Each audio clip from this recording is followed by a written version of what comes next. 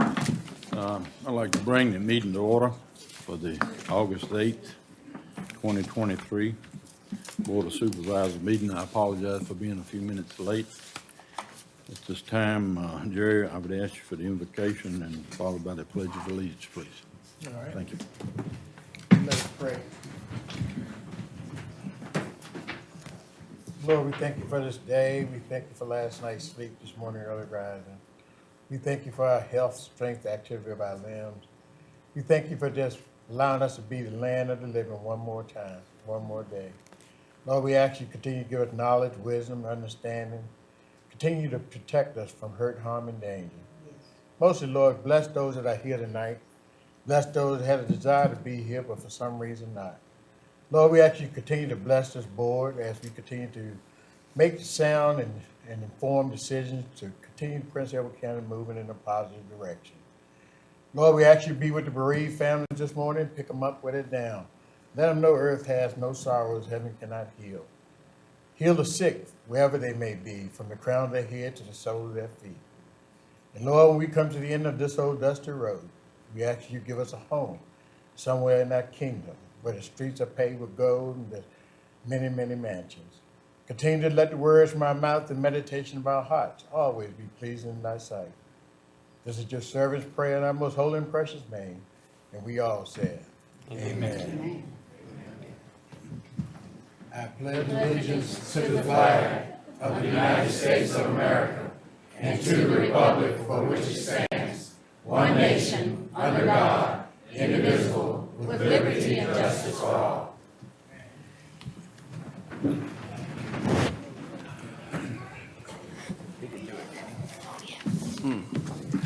Thank you, Jerry. Thank you. Welcome. At this time, I'll ask for any conflict of interest. Any of the members? No. No. We'll do recognitions now. Sarah, please.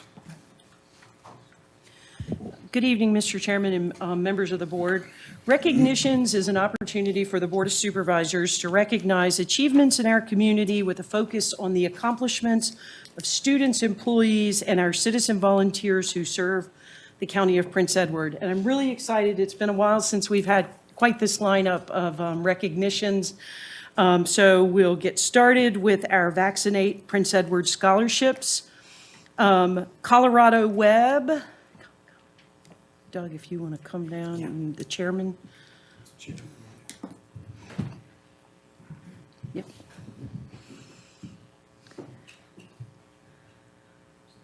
Yes, that's good. Colorado is a 2022 graduate of Prince Edward County High School and was one of the 10 students awarded a $2,000 Vaccinate Prince Edward scholarship back in 2021. After graduation, Colorado entered the United States Army Reserves and United States Marine Corps Reserves. There you go. Marine. I apologize.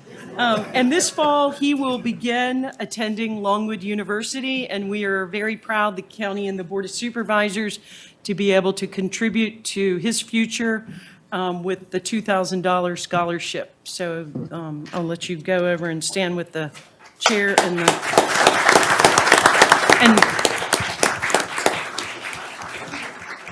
mother is here with him.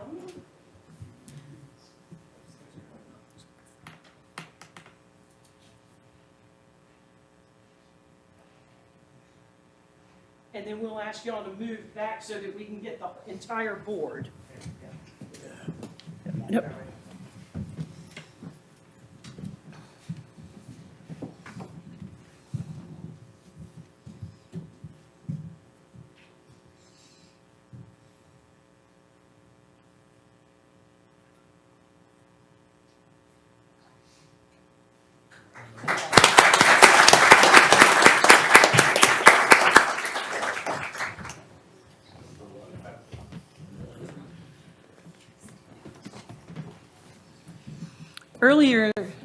Mr. Chairman, y'all can, earlier this year, the county awarded a Vaccinate Prince Edward Scholarship to Isaiah Harrison, a 2023 graduate of Prince Edward County High School, who will also be attending Longwood University this fall. Isaiah was recognized and his scholarship was presented at the high school senior recognition day in May, but we were happy to celebrate him again. Yes. And we're happy for Isaiah and his family to be here to receive recognition from the Board of Supervisors.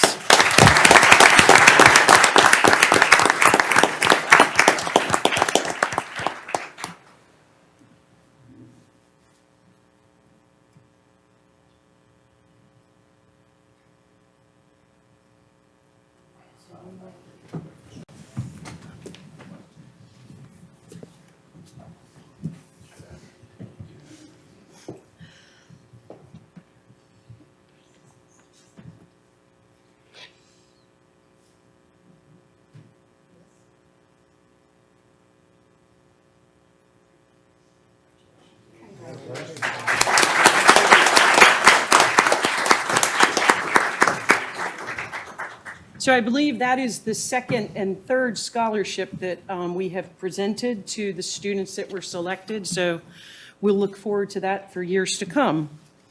Also, during recognitions, we are pleased to recognize Mr. Rodney Scott, who is our August Employee of the Month.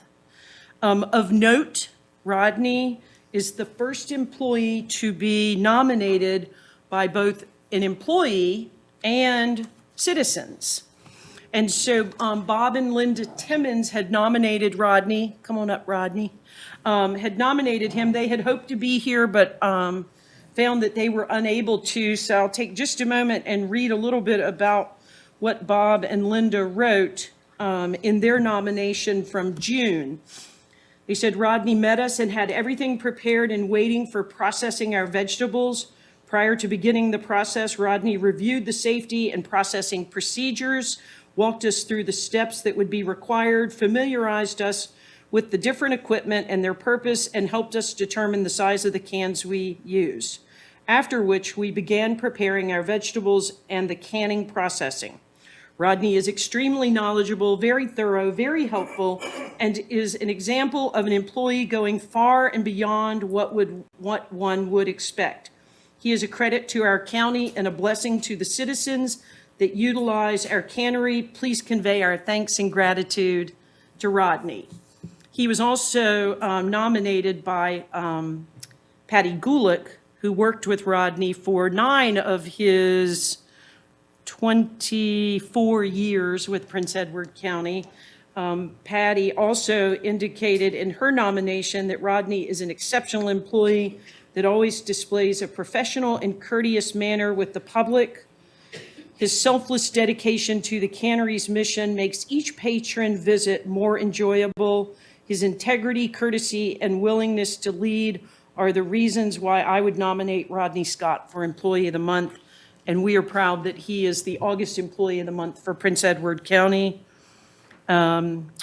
Just recently, Rodney has been asked to step into a much larger role as interim cannery manager, and he has done that and has excelled. So we're very proud to have Rodney as our August Employee of the Month.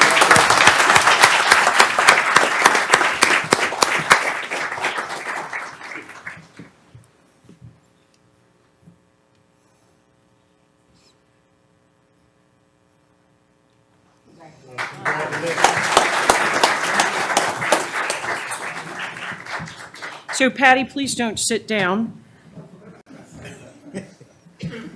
So tonight, the board has the opportunity to recognize Patty Gulick, Cannery Manager for the Prince Edward Cannery for the past 9 years.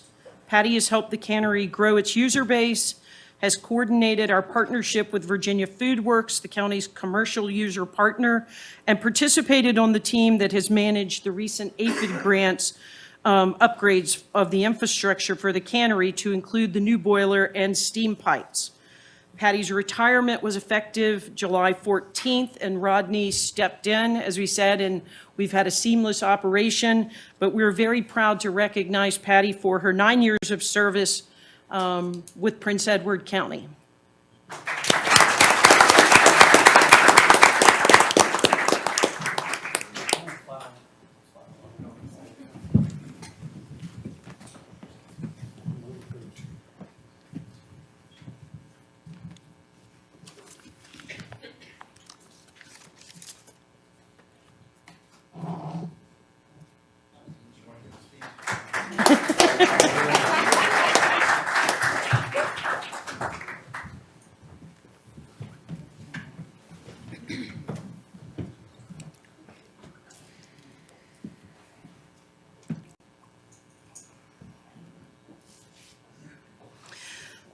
board also has the opportunity to recognize the retirement of Stephen Mercer, a Prince Edward County Sheriff's Deputy and a school resource officer at the Prince Edward County Public Schools since August of 2006.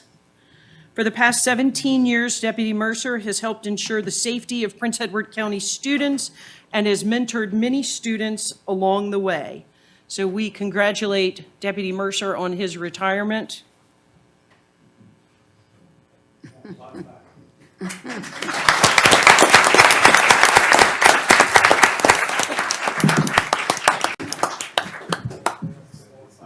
Yes, we'll share pictures if you, yes.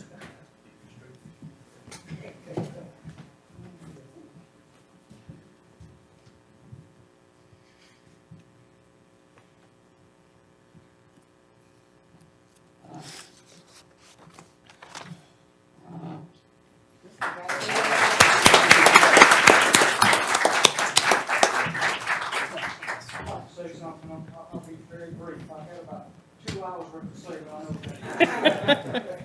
Mr. Mercer was with us for 15 years at the school. He mentored a lot of students. He was firm when he needed to be, but he always believed in giving anybody a second chance. Not only does he have 18 years with us, he's got a total of almost 50 years of service in police service.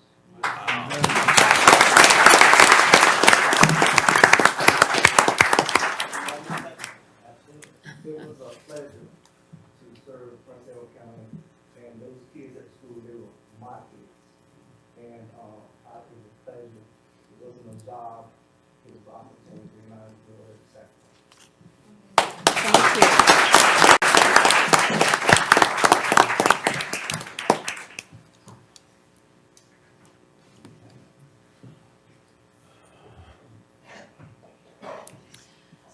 The board also recognizes employee achievement, and so tonight the board has the opportunity to recognize Daniel Townsend, refuse driver with the County Solid Waste Department, who earlier this year spent 6 weeks attending Southside Virginia Community College truck driver training program.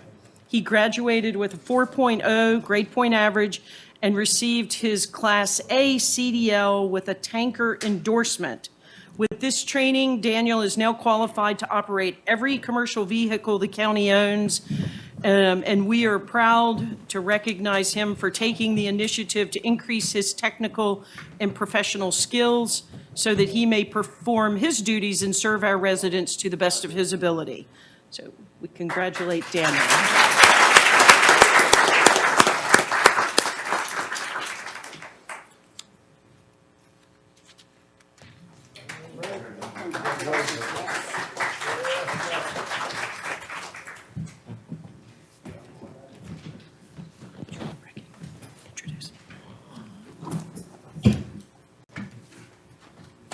Mr. Chairman, you go back up. We've got one other special recognition that we're going to have tonight, and I'm going to give a little framework here, and then I'm going to turn it over. I want to thank Jeremy Bennett from VACO for being here tonight.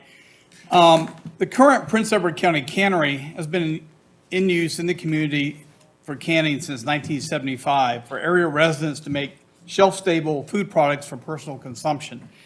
Public canneries began to disappear in the latter part of the 20th century due to lack of government funding and support. Today, there are far fewer, and last count, somewhere around 11 community canneries remain operating in the state of Virginia, most of which are located in rural, central, and southwest Virginia. Despite the difficulties plaguing community canneries across Virginia, the Prince Edward County Cannery has continued to thrive due to the county's commitment to innovation. The success of the cannery has largely been due to the collaboration between local governments and the nonprofit entity Virginia Food Works, which operates a commercial contract packing service out of the cannery for food businesses, creating products for retail sale across the Commonwealth and across the United States. This partnership was formed in 2010 and has allowed for a unique and creative solution for preserving local produce by serving both home canners and local farmers and entrepreneurs, creating additional value to support the cannery. The Board of Supervisors has always thought the cannery is an important part of the fabric of both for local residents who enjoy the canning, the home canners, and in support of our community's agricultural heritage. Using funds from the Virginia Tobacco Commission in 2010, the county upgraded the cannery to make it a commercial kitchen. This enabled farmers and food entrepreneurs to have a place to make food for resale and create a resource for small-scale, value-added manufacturing businesses. The county's collaboration and partnership with Virginia Food Works provides farmers and food businesses access to the Virginia Department of Ag and Consumer Services Certified Commercial Kitchen in Prince Edward. Virginia Food Works staff provides hands-on assistance to take food product ideas from recipe to retail. Staff recruit and work individually with each commercial client and help navigate both food production and food laws. The cannery functions as a shared use facility during the months of June through December, or the busy harvest season when home canners utilize the facility 3 days per week and commercial productions take place 2 to 3 days a week. During the off-season of January through May, Virginia Food Works has exclusive use of the facility for production. From January of 2017 to date in 2023, Virginia Food Works processed 222,835 units of product with a retail value of $1.95 million. During this time, Virginia Food Works served over 70 unique clients, 85% of which are Virginia-based clients. And in 2022 alone, Virginia Food Works served 29 clients, 6 of which were new and 25 Virginia-based. Also of note, Virginia Food Works also helps clients get their products into various retailers, from local farmers markets and small businesses to national chains like Whole Foods, Food Lion, and Amazon. Again, I've got Jeremy Bennett to come up, and I also like Hannah Evans is here from Virginia Food Works, and Patty and Rodney, if y'all would all come over here. Anybody else, Sarah? Yes. Dominic? Go ahead, Jeremy.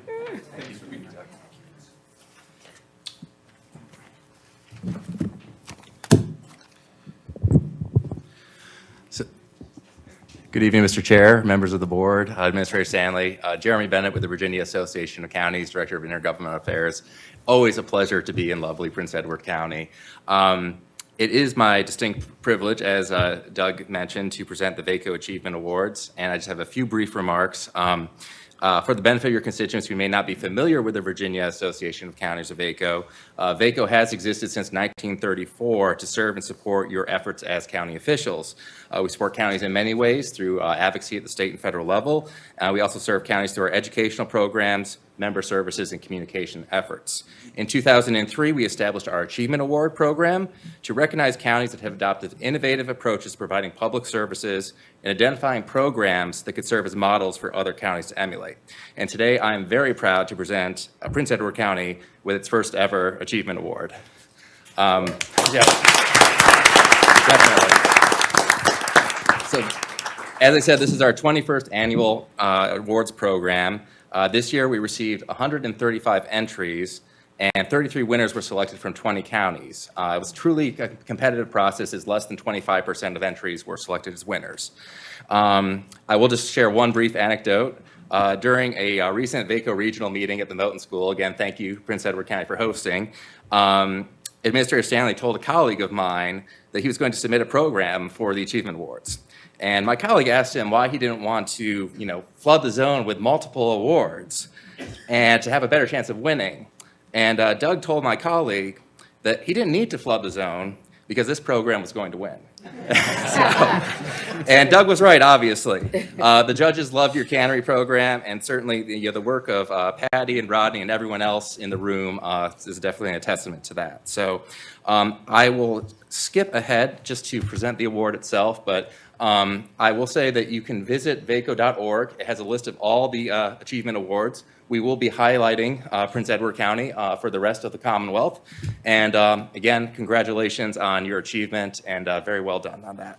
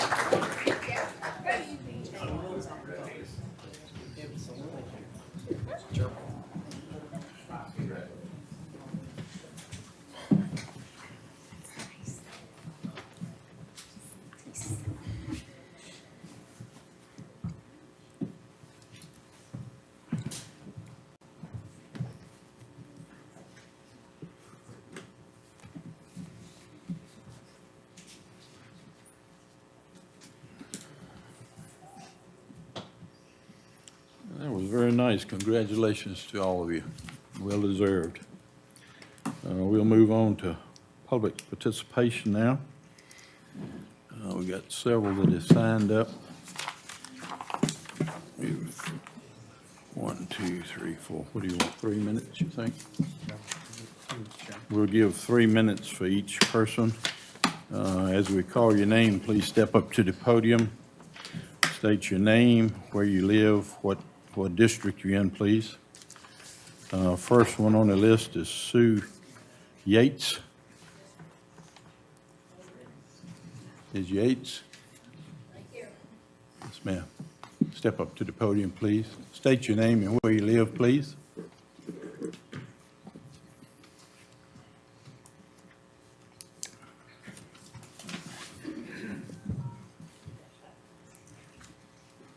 No one can see me.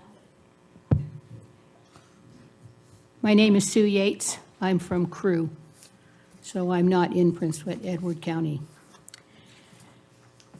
It is ironic that while this First Amendment flag fight continues in Prince Edward County, the entire world is laughing at America for the very same First Amendment abuse of our Constitution by a radical and weaponized government. After reviewing several articles regarding previous employment issues of the county and zoning administrators, one is left to ask you, the board, will you continue to enable this radical and weaponized staff to spend taxpayers' money at a time when gas prices are edging towards $4 a gallon, reevaluation of vehicles, and homes are gouging property owners, and putting food on the table is becoming a major burden? Several have reminded this board that the Supreme Court ruled that you cannot censor the content of this flag. In Shurtleff versus City of Boston, the Supreme Court also ruled that a government body's refusal to fly a flag is deemed inappropriate, violating the First Amendment because its flag-flying program encompassed private speech. I believe this is also a precedent for Prince Edward County. You are enacting a flag-flying program that encompasses private speech on private property.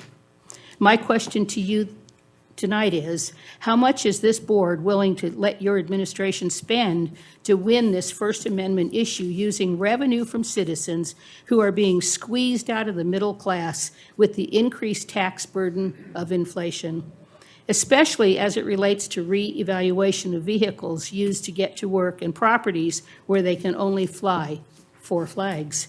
If you determine it is okay to spend taxpayers' money to win this, then you will eventually be using all of the taxpayers' money in Virginia, including me and my family, as this will surely end up in the Virginia Supreme Court. And I will support that effort. Every single citizen out here who knows what is going on with this flag should be concerned. Our First Amendment rights are being trampled on. This is a fight for all citizens, not just Prince Edward. I applaud Carolyn Bowman for her brave and patriotic spirit to fight this for us. I encourage all God-loving patriots who love America to come together and fight this before the woke mob infiltrates our small towns. Do not let the woke left silence us. Thank you.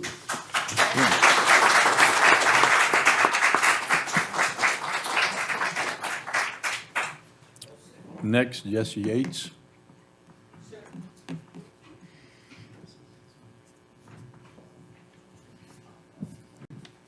Good afternoon. Jesse Yates, and I live in Rice District. but I'm gonna keep mine kind of short. I was really gonna bring up about the dump, but I'm gonna bring up about the dump and the flag. The flag has gone too far. It needs to be resolved. The county dump down there, there's a whole lot of money been spent for accidents to happen. If y'all gonna design another one, please don't get somebody else in to design it. That one is pitifully done. Someone's gonna end up getting hurt down there, going up and down the steps. And it's not only ours, I think there's a bunch of people complaining. And y'all need to listen to it. Thank you. Y'all have a good evening. Thank you.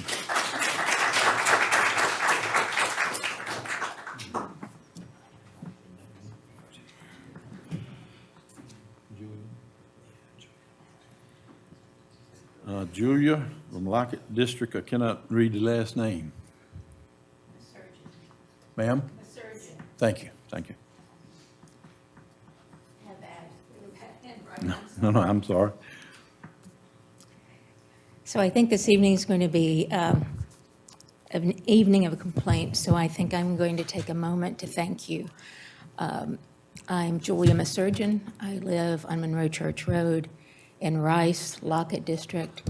And I know in the packet, there's a thank you note from me, as well as some additional suggestions on speed reduction on Monroe Church Road for the safety of the residents. But I want to thank you as a board for actually taking the concerns of the residents of Monroe Church Road seriously and actually putting forth measures and proposals in which to do that. So I appreciate that very much.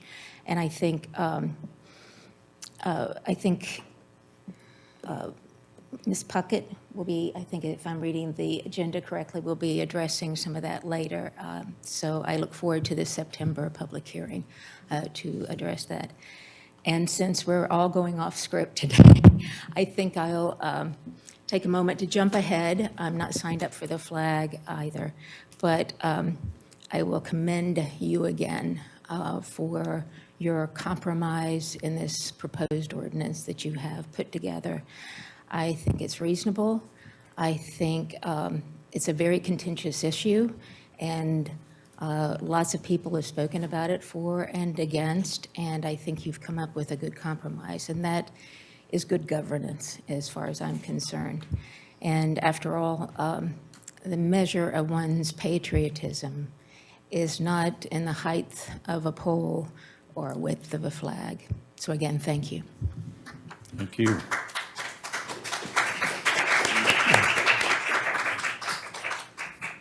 Next, it looks like Bamichi Hicks.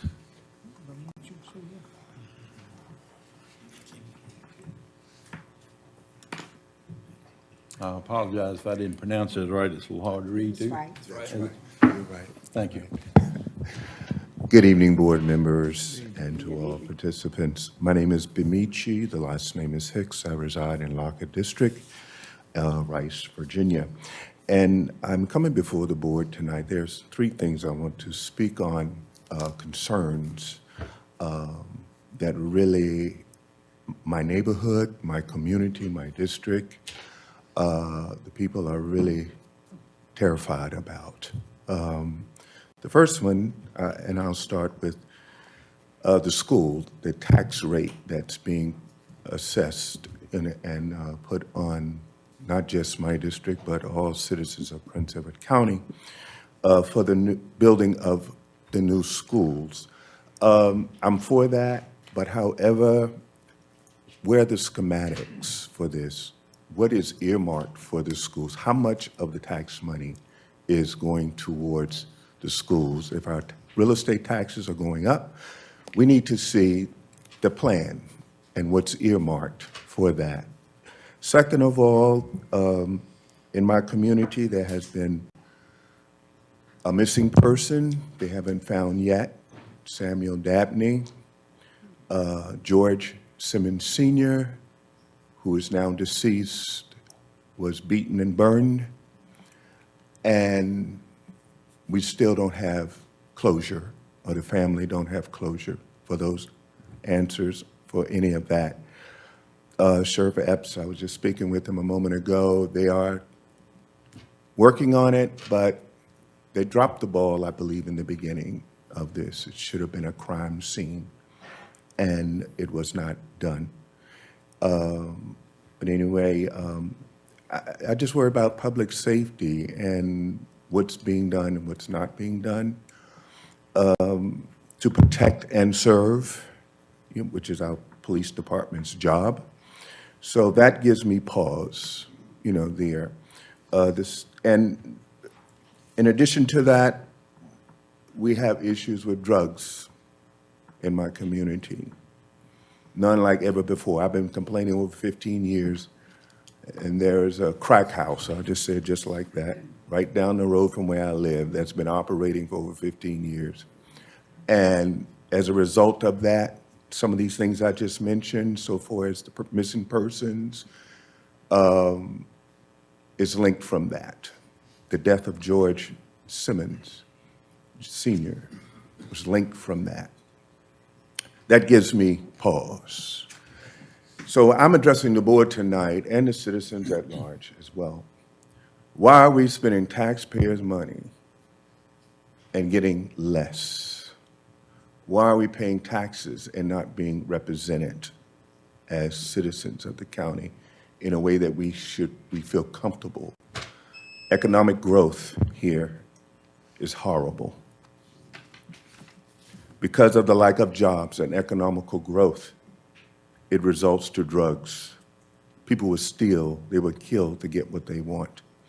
So I charge the board and the planning commission alike to build our infrastructure, not menial jobs, but career jobs, so much so that people are able to afford to live here without killing each other, selling drugs, paying taxes, getting an inadequate education because the schools are not accredited. But we want to raise the taxes to build new schools. What good is new school buildings when you have a system operating that's not functional within the school system? Thank you. God bless you.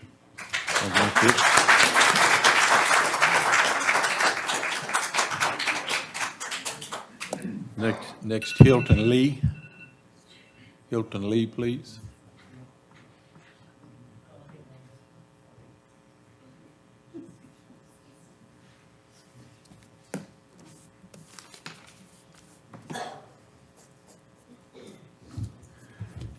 Ladies and gentlemen of the board, I'm Hilton Lee, a native Rice, Virginia.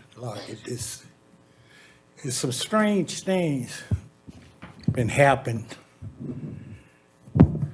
about your property line. I don't know whether I'm in the right place to talk about this or not, but I've been living in my homestead for 76 years. And it always have been Prince Edward County. To make a long story short, in 1959, Prince Edward Schools was closed. I was there, 4th grade, Servo out to Raleigh, history. And my parent tried to get us another way by quoting that we would live with my grandmother because she was another way. But they said we could not live with our grandma if we hadn't been living there all the time. So that case, they put us out of another way school. Now, ladies and gentlemen of the board, they're trying to say I have to vote another way. I don't understand this. I don't understand none at all, because I never paid tax another way. I went to Prince Edward School when it opened back up, and now they trying to tell me, well, another way wouldn't let me go to school there. Now they want me to vote there. And also, they say I still have to pay tax in Prince Edward County. Something wrong with that picture. Don't you think? Ladies and gentlemen of the board, I'm trying to be a fair person. I work, I'm trying to take care of my family. I don't believe on a lot of handouts. But you know, when somebody stick a knife in your back like that, that's the only way I can tell it. And tell you after 76 years that you have to go, you no longer needed in Prince Edward County. You have to go to Nottaway and vote. I don't understand it. And if y'all do, I hope somebody explain it to me. Because I've been here, I worked in Farmville, I built a library, Hope built a library in Farmville. I've been here all my life. And now you tell me I'm no longer wanted in Prince Edward County, I got to go to Nottaway. Well, God have blessed me with a lot of things. But I'm going to continue to look at God, and I don't know what's going on here. It's just a blackout for me. And I thank you for your time, and I thank all of you. Y'all have a nice day. Thank you.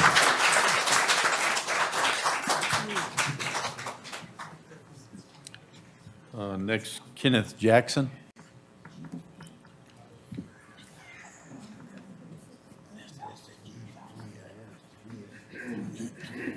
Good evening, members of the board Good evening. and our administrative staff of the county. I'm going to be brief, and I'm just going to hit on a couple of points. First of all, VDOT, I applaud their employees for the work they did. But who in the world designed that intersection at 307 or redesigned it, did a mess? And I guess we got to have some more deaths before y'all realize it. Y'all need to come talk to people. That sign needs to be moved back. I've been begging for it for 18 years. 2 deaths, and then y'all do some little monkey stuff in there that I almost got hit by a tractor trailer who was still doing 60. And that little flashing thing is not gonna work. And if I die, make no mistake, my family will sue the hell out of everyone. Now, to this, and crime in our neighborhoods. When I've had a neighbor of mine killed, and I can tell you because I passed my criminal cases in my classes with A's. The first thing you do anytime you approach an unknown situation is you treat it as a crime scene. State police wouldn't even touch it now. There was no cordon off of the scene. There was no autopsy done. The family was told they'd have to pay $3,500 for it. And it really fries me when the 2 head people, law enforcement people, the one who arrests them and the one who puts them away, says they knew nothing about it when I have texts from the end of February to March between you both telling you what's going on before he was cremated. Do we not care about our citizens? Do we not care about our people? Sammy Dabney's been missing since the end of last June. When are we going to get real? Because if it's hit them, sooner or later it could be us. Then I'm going to say something about the flag, and I'm leaving it here. If that flag is educational, put some context to it. I'm not against the Confederacy.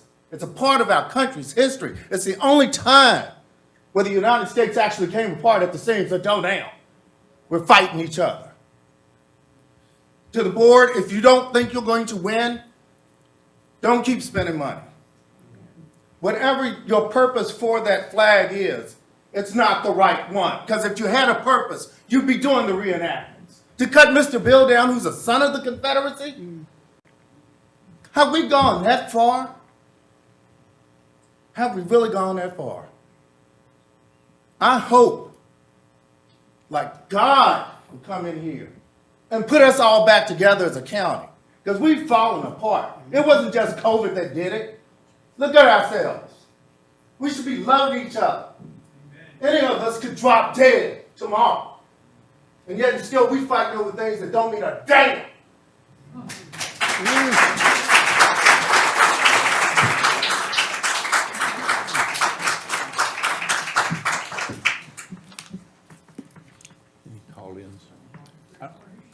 Cheryl, anybody online?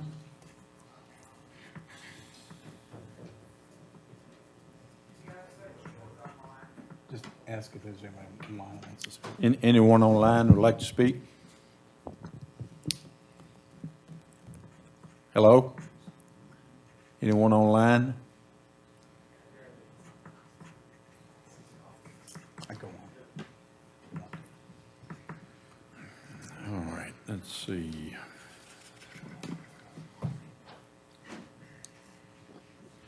We'll move on to the You want to go down to public hearing? Or you wanna come back, pick the rest of it up? 7:30 already, I guess, isn't it? Yes, sir. Yeah, 7:45. Yeah, we'll move down then to item 9, public hearing. We're a little behind on that. Robbie Love, please.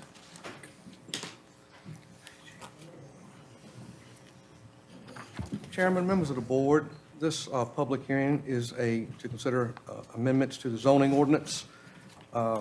If you remember back in 2022, after numerous calls and emails from citizens to county staff and you asked that the staff and planning commission look at the current, the ordinance at that time. Last year, there was a emergency ordinance put in place that put a specification of 40 square feet on a maximum of flags with 3 per site. Also provided for large flag poles with a special use permit. Several speakers came to speak to you in May concerned about this. We had sent out some advisory notices, violation notices, and as of last month, an emergency ordinance was adopted at the regular June meeting, which was option 4. This allowed for larger flag size of 120 square feet per site with a maximum of 3 flags. As with an emergency ordinance, it does require that it be sent to the Planning Commission. So the Planning Commission held their public hearing on July 18th, where several speakers spoke. You have that at your place setting. Planning Commission discussed the matter and made some recommendations. They are in your place setting. These included an exception for cemetery flags, an allowance of a special use permit for flags larger than 120 square feet, and potentially removed the limitation of 3 flags per site. Your emergency ordinance was what we advertised, and you do have the Planning Commission recommendations, which are in red highlighted in your packet. We did receive one letter, which I placed at your place setting, from Dr. Peter Gurr concerning this matter, and I would be glad to answer any questions you may have. I do want to give a little bit of clarity. There has been some information out in the public that we're doing zoning permits for flags. We do not. There is no permit. There is no charge to install a flag. The only charge we do have is for structures, which would be a flag pole.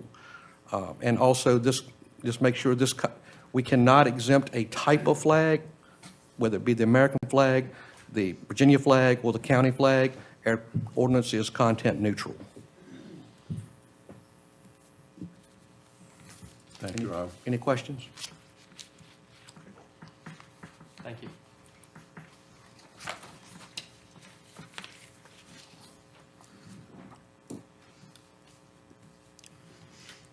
We have several speakers that have signed up for the public hearing. I would say a 2-minute limit per each one to get through them all.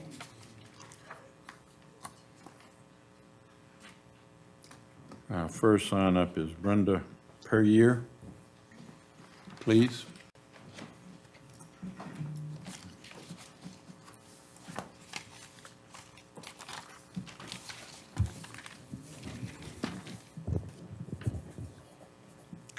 Good evening. Good evening. My name is Brenda Proyer, and I'm sorry I might go just a little bit more than 2 minutes because I prepared for 3. I hope that'd be okay if I do.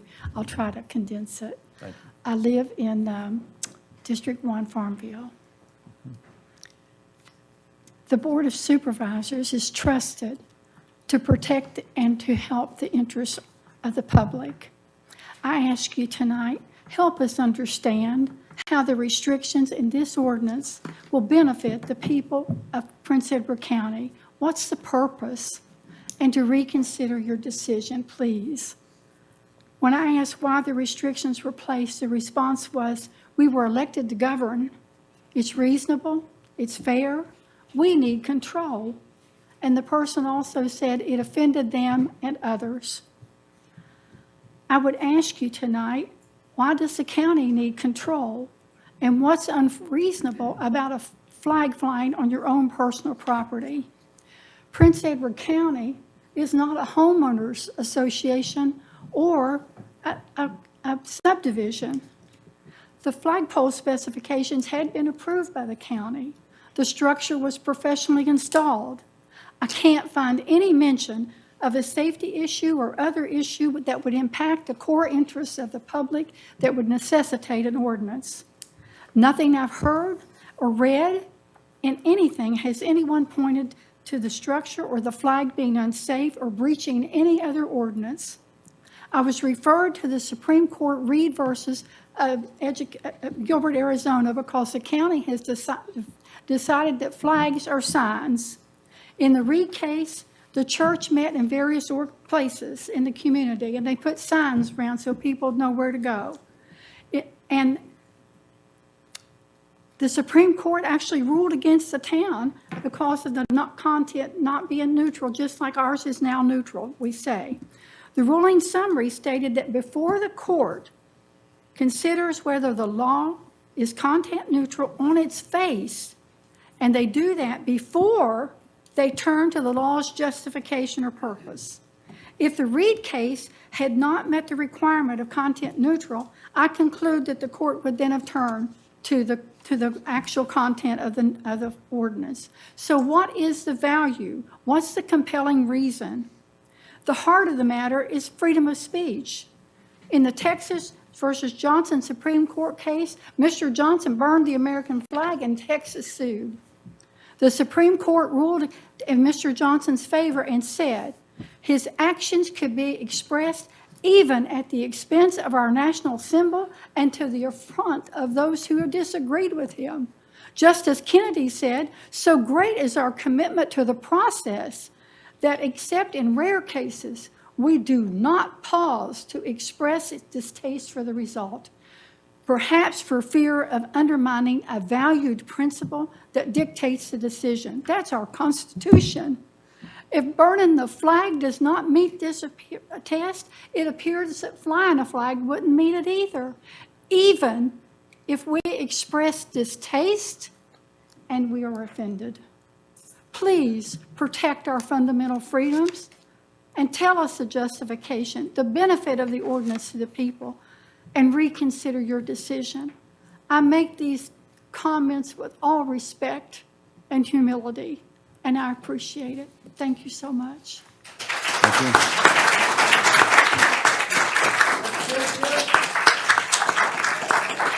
Right on, ladies. Right on. Next, we have signed up Frank Perrier.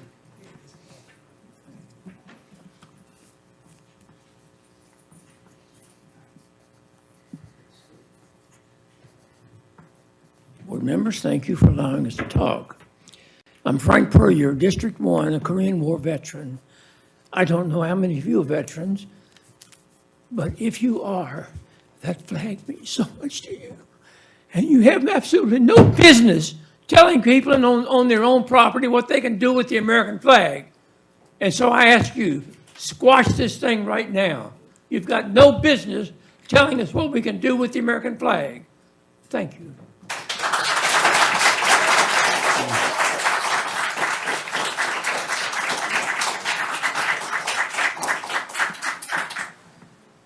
Next, Peter Gurr.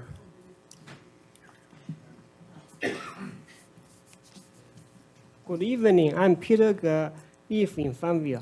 I'm in favor of the flag ordinance, which limits the up to 3 flags of total 120 square feet. Prince Edward County has another colorful historical moment.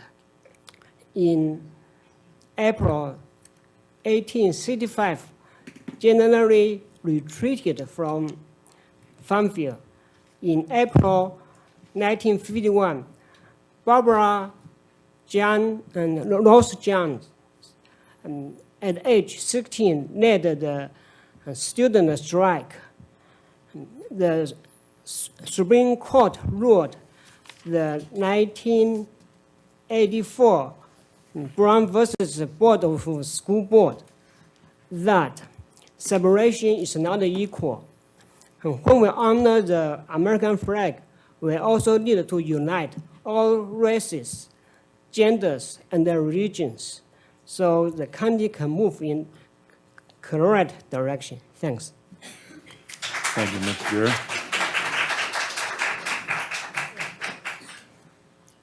Mr. Benici Hicks again, would like to speak? Okay, thank you. Sue Yates, please. Sue Yates.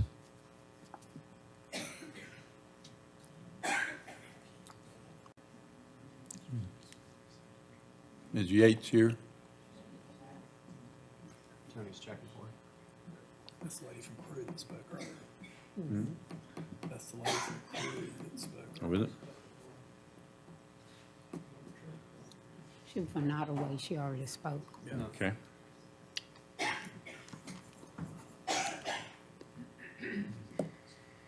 Cindy, Koether. Coulter.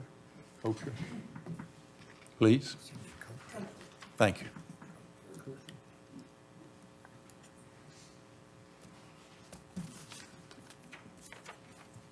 My name is Cindy Koether, and I live in the Lockett District. Where do rights come from? Our founding fathers believed that our basic rights come from our Creator, and they followed through with that belief in the Bill of Rights in the Constitution. Consider the right to free speech. I asked in a letter to a supervisor how the 20-foot height limit in the flag ordinance was determined. I was told by the Prince Edward County Administrator that it was decided by considering the height of flagpoles already in existence. Most of them were not higher than 20 feet, so they felt that was a reasonable limit. In other words, the government decided how tall the citizen needed the flagpole to be.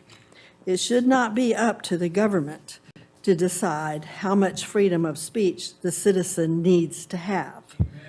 The government keeps reminding us that no right is unlimited, the old crowded theater argument. Now, of course, we all agree a flagpole and flag could legitimately be restricted if it interferes with visibility of drivers or if it is in danger of falling on someone, etc. But the arbitrary 20-foot limit to the height of the flagpole and the arbitrary limit to the size of the flag in Prince Edward County has nothing to do with health or safety. It is arbitrary, and I feel it is an unconstitutional restriction on free speech. When the county government puts an arbitrary restriction on a constitutional right, it becomes a privilege.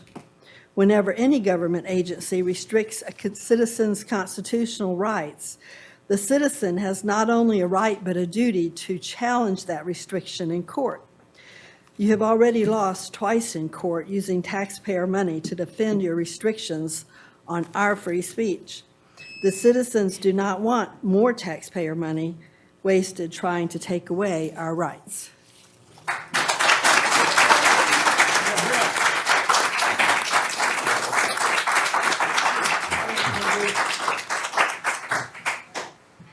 Mary Prevost.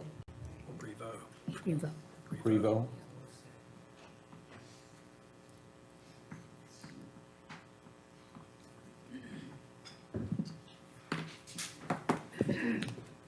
Thank you for this opportunity. My name is Mary Prevost. I live on 4th Avenue in Farmville. If the only issue here is that the flag is too big and too tall, well, it is. It's just too big. It's too tall. It's all you see as you move west to come to the town. It welcomes people to Farmville, even though it is on private property. And it is an issue of free speech, and people should be able to put what they want on private property. But its placement, that selection of that spot, welcomes people to our town in a big way.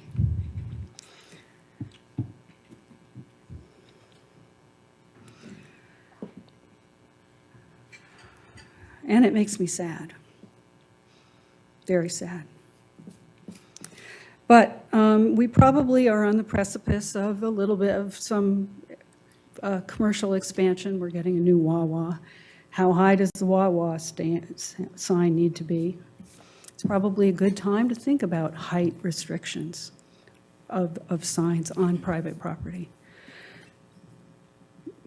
But if the issue is how the flag makes many feel, then I'd like it not to be there at all. I'm sorry. Many of you in this room were born here. Many of you came here from other places. My husband and I came in 1992. Let me tell you about that. Before, we had lived in several small places in New England. Nowhere welcomed us the way Farmville did. This was the easiest place I've ever moved to. Some people would call us damn Yankees because we haven't left. But there's a reason why we never moved, why we haven't left.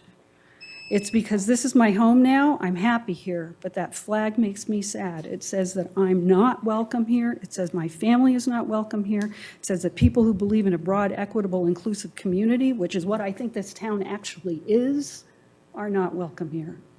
If the presentations at the beginning of this meeting didn't prove to us what a wonderful, broad, equitable, charming, positive place Prince Edward County is, then I don't know what did.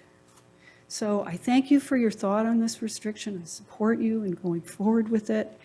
And I'm sorry for the friends in the room who don't agree with me, and several have already spoken, but this is how I feel. Thank you. Thank you.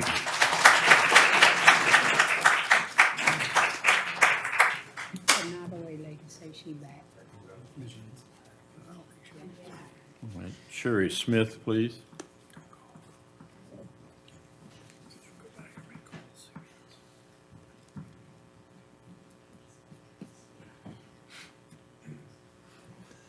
Sherry Smith.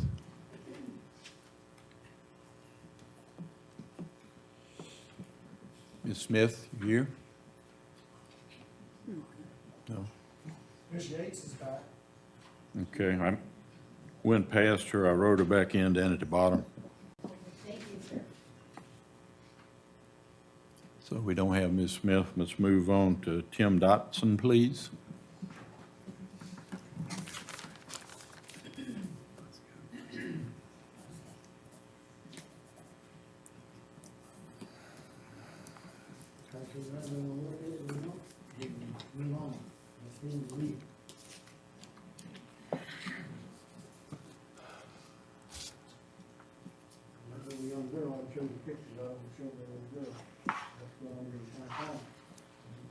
Crowd up the flag and all that mess. I've got all kinds of stuff up here. This is what's going on. Nobody got nothing to say about it. I asked them about it. No, it ain't your problem. That's the kind of junk going on there. Everybody do nothing about it. Sir, if you'll step over to the podium where we can hear you, please. My name's Tim Dotson. I live in Lockett District. And I'm opposed to anything you do about the flag. And I don't like what's going on. You're taking the taxpayers' money, and you're throwing it away. You got police right there every time I come down there. Look like we are a bunch of criminals. What kind of raise did you give them? Crumbs, that's what you give them. I don't think it's right. And you might take that flag down, make it little as you want to make it. But I'll tell you one thing, there's going to be a whole lot of flags go up. And all this stuff out there going on that you do nothing about, I'm going to make sure every state around knows about it. And I went to the meeting down there when you had this little deal the appeals deal, it's a set-up deal. And there was two people there. One of them said it was a hate flag. The other one said it was killing terrorism. Well, I'll tell you one thing. In my opinion, what it was killing, they weren't about some drag queen won't come down there and go to the college. That's the problem. All you gotta do is follow the money. As far as I'm concerned, all the unions that vote against this flag, you need audited and you need investigated. If there's any way possible I can, when you pass it, I'm gonna have it done. And that's the way I feel about it. Because I think you're just shady. Well, you wouldn't do, you done flip-flop. You give that girl everything she's supposed to get, legal. And you done split, you flip-flop. First time Sam was in the meeting down there, the lawyer out there, he didn't tell it straight. Because the other man had this stuff there, and how did she tuck the flag down? And because she took the flag down to replace it, it wasn't no good. That's a bunch of baloney. All right.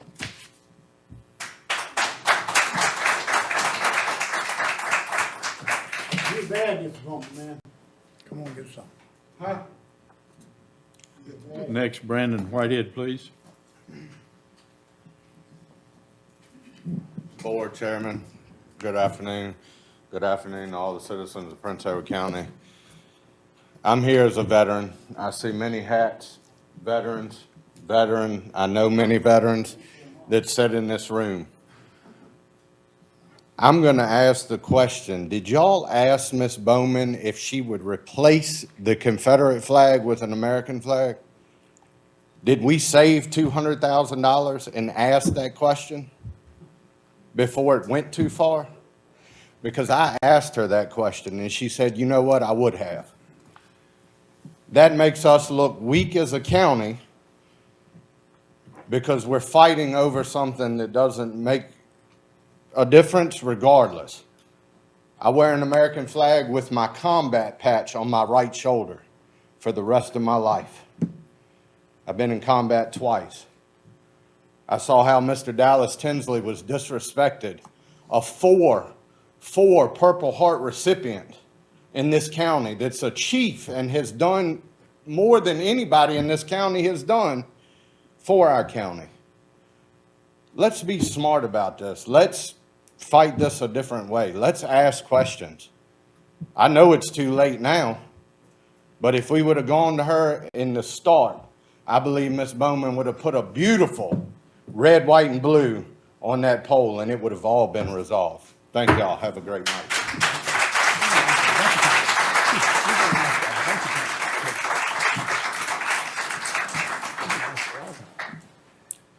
Kenneth Jackson. I'll just say, I know she's been asked several times to take it down. I know several people. I know several people who have asked her. I'm just asking the question. Right attitude. You know, that's a subjective answer, question and response. But I don't think that any of us have shown her disrespect personally at all. You may not have in the open, but fighting her to this extreme, there's 200, we're 57th ranked school from the bottom. Yeah. And we're fighting over a flag? This is absurd. I agree. I think we all agree. I think we all agree.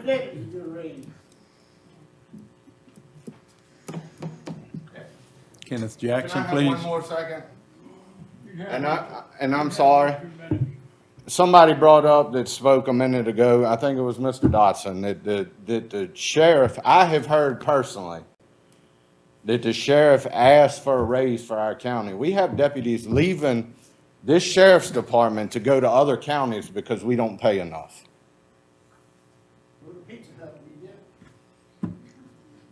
I don't even know what the salary is. But regardless of the fact, between the schools, the roundabout, there's all kinds of money wasted. And we're fighting one individual over her private property. This has got to stop. And I speak for every citizen in here, whether it was the lady that disagreed, that thinks the pole should be 20 foot. I fought for her just like I fought for every other citizen in this room. We all breathe red, all of us.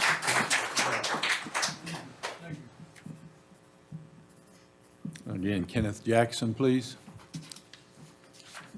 Yes. Can I speak on his behalf? Yes, please.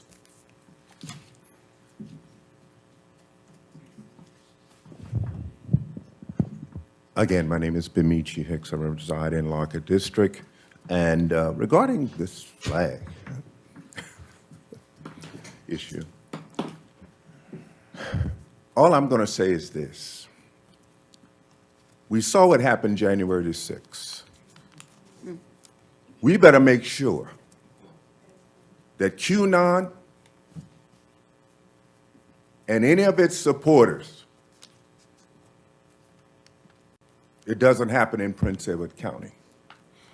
And I say that because when I came along in the 60s, when we didn't have an education, 14 years without school,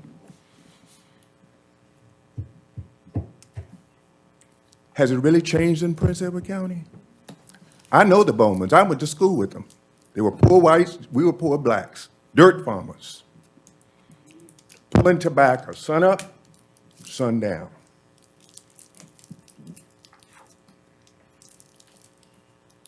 On the bus, we were called niggers by them. But they couldn't afford to go to Prince Edward County. I'm gonna tell you the truth. They couldn't, y'all can sit here and argue height, size. I'm speaking facts.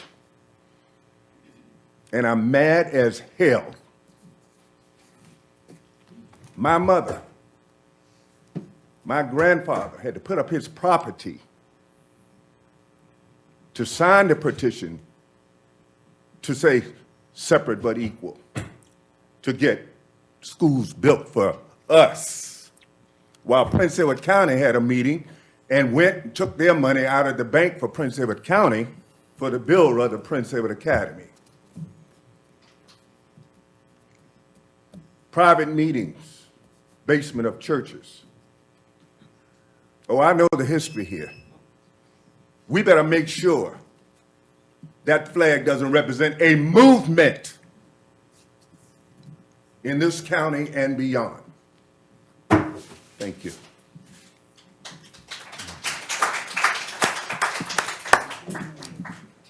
Next, Janet Magruder.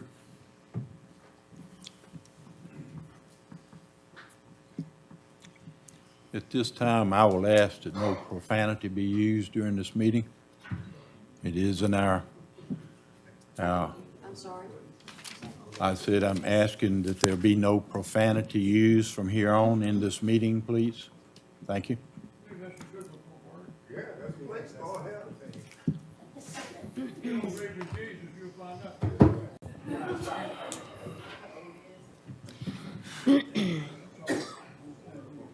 It has been said that a data center would be deterred after seeing certain flags in our county. But one should ask, wouldn't they be more deterred from coming to Prince Edward County after seeing all of the many newspaper articles about what has happened? And when someone legally gets a permit, jumps through all the hoops and loops that are required, and if you, Board of Supervisors, the Board of Supervisors, doesn't like some aspect of it, it will go into emergency meetings and change the law, and then spend over $100,000 of taxpayers' money in lawsuits to fight multiple times what's that in the courts. I would think that prospective business would get much more upset with that fact. It is no wonder why we see tremendous growth in other counties But in Prince Edward County, that's not the case. It remains stagnant because certain members on this board are guilty of trying to crucify the rights of its citizens. I ask you, if a landowner has obtained permits, even had it inspected, why have y'all totally disregarded their rights? I would ask an answer to that question for all of us here to hear.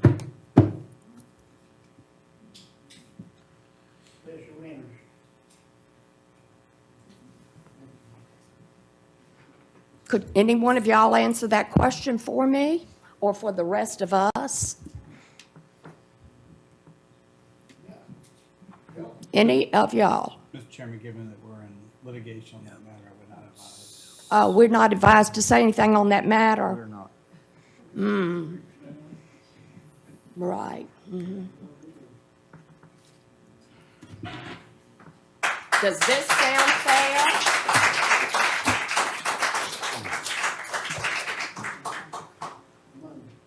Robin Simpson, please.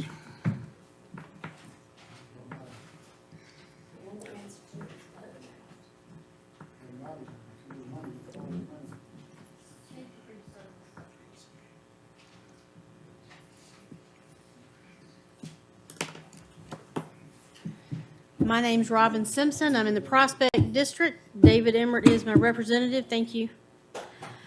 I don't have a lot written down, so I hope I don't leave out something that's on my mind. But here's what I want to say. I want you to know me just a minute before you know my opinion. I was born here in Farmville. I've been here all my life. I'm almost 60 years old. I'm a Southern woman. I'm a white woman. I built my family on adoption, and none of my kids are white. So nobody here is going to call me prejudiced, okay? We're going to get, we're done with that off the jump, okay? I don't find offense in the Confederate flag. I have friends in this courtroom right here that are black and white.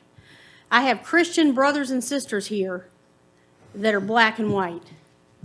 I don't find offense in the Confederate flag because it does not mean hate to me. I realize there can be confusion and there can be hate felt, and I am not for anything that was ever done wrong, and there's a lot of wrong done against black people, but that is not the only thing that that flag represents. As a matter of fact, it doesn't represent that to me at all. What it represents to me is Southern history. I brought kids here from another country. I'm not opposed to somebody coming here from another state, but I will say this. Carolyn Bowman is one of the hardest working people I've ever known. She has been persecuted. She has not gone on the offense of anybody, okay? She has not gone on the offense. We have put her on the defense. Nobody did ever ask her. You may have asked her to take the flag down, Cannon, but you never asked her to replace it, did you? I was not talking about me. I was talking about other people. Okay. But I do not think I that know she any of does go. you- I know she does go on Facebook and call us names. So she. I don't think she that does any get of you offensive. have the right to tell me I can't put as many flags as I want to on my land. Whatever the dimensions are and how many there are to a parcel, what's a parcel? Is your 3-acre parcel the same as my 100-acre farm? Am I limited, and I'm gonna get a second because you took it. Am I limited to what I can put on my farm? And this is America. This is America. We're not just fighting about the Confederate flag. We're fighting about the American flag. I wish we were. I wish we were fighting about the American flag. All right, I think the only permits that went out were against American flag. Notice, the only, Excuse me, if it's not about the American flag, what is the values content neutral? All flags. Correct. All flags of any type. So here's the thing. Sorry, I was out of order. If you want a flag on your property, that's fine.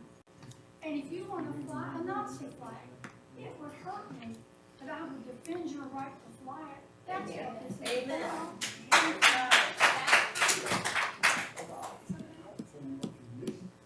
This is about freedom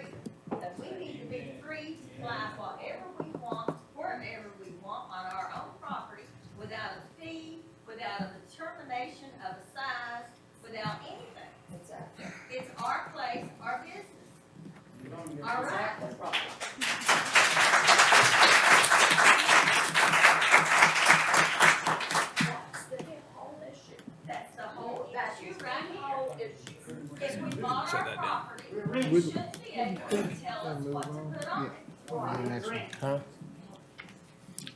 We take taxes on that card. More than one time. I'll tell you one thing right now, everybody's saying now, we can keep government anyway. I'll bring your meeting back to order. Ms. Sue Yates, I think you came back in to speak again, please.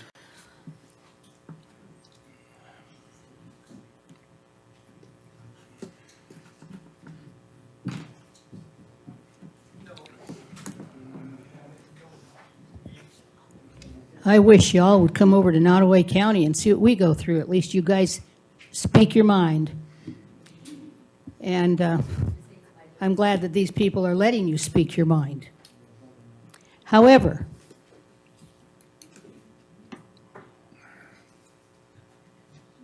Mr. Watson, Watson, is that your name? Yes.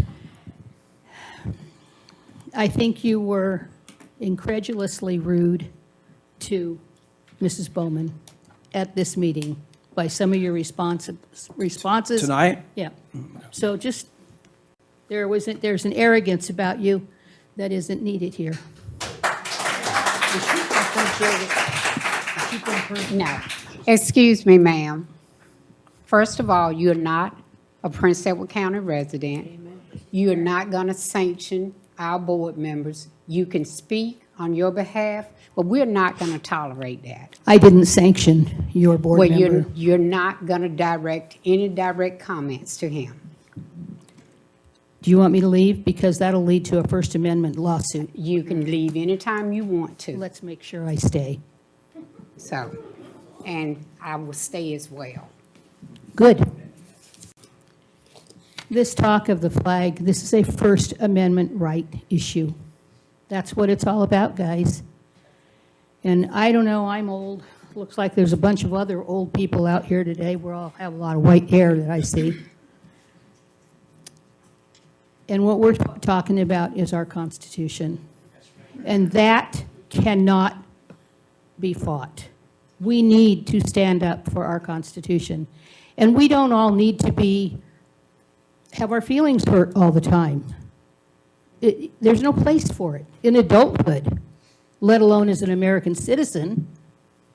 Just, I've seen people in my county, not speak to each other after they've been neighbors for 30 years because of the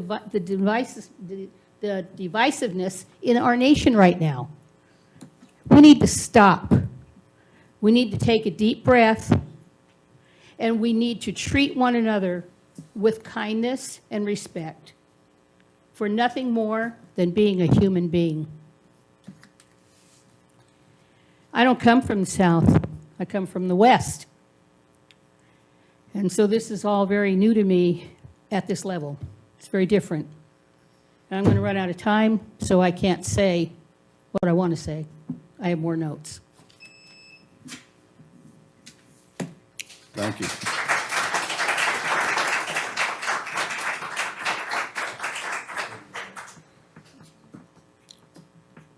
Let's see. That's everybody that signed up. Does anybody else like to speak? I'd like to thank you for the way you've conducted this.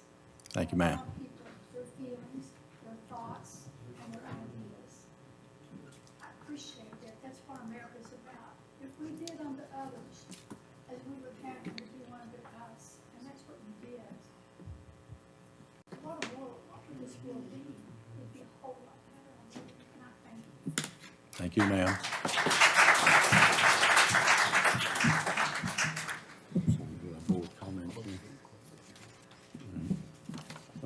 We'll close this hearing now.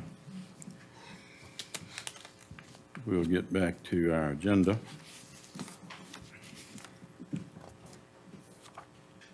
Item 7, Board of Supervisors comments. We still got consideration on the public hearing, Mr. Chairman. All right, item 6.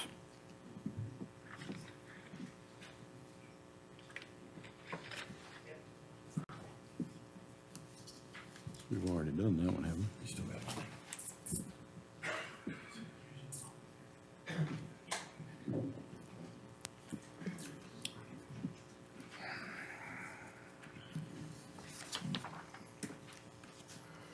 I tell you,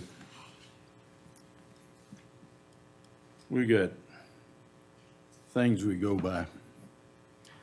And I'm going to take a minute, if everybody would indulge me. Because I usually say what's on my mind. Anybody that knows me, I usually do, so this may not be the proper time, may not be the proper place. But I have thought and thought. Matter of fact, 1 o'clock this morning I was thinking. And I'm going to ask you veterans, I'm proud of you. You followed this right here. And my thoughts is you followed it because somebody was trying to oppress someone else, and you went to help. Am I correct? It's been all the way around the world. All the way around the world. There's been a lot of bloodshed for it. The Civil War was fought. Multiple lives lost. I've studied history. Civil War was one of my favorite things to study.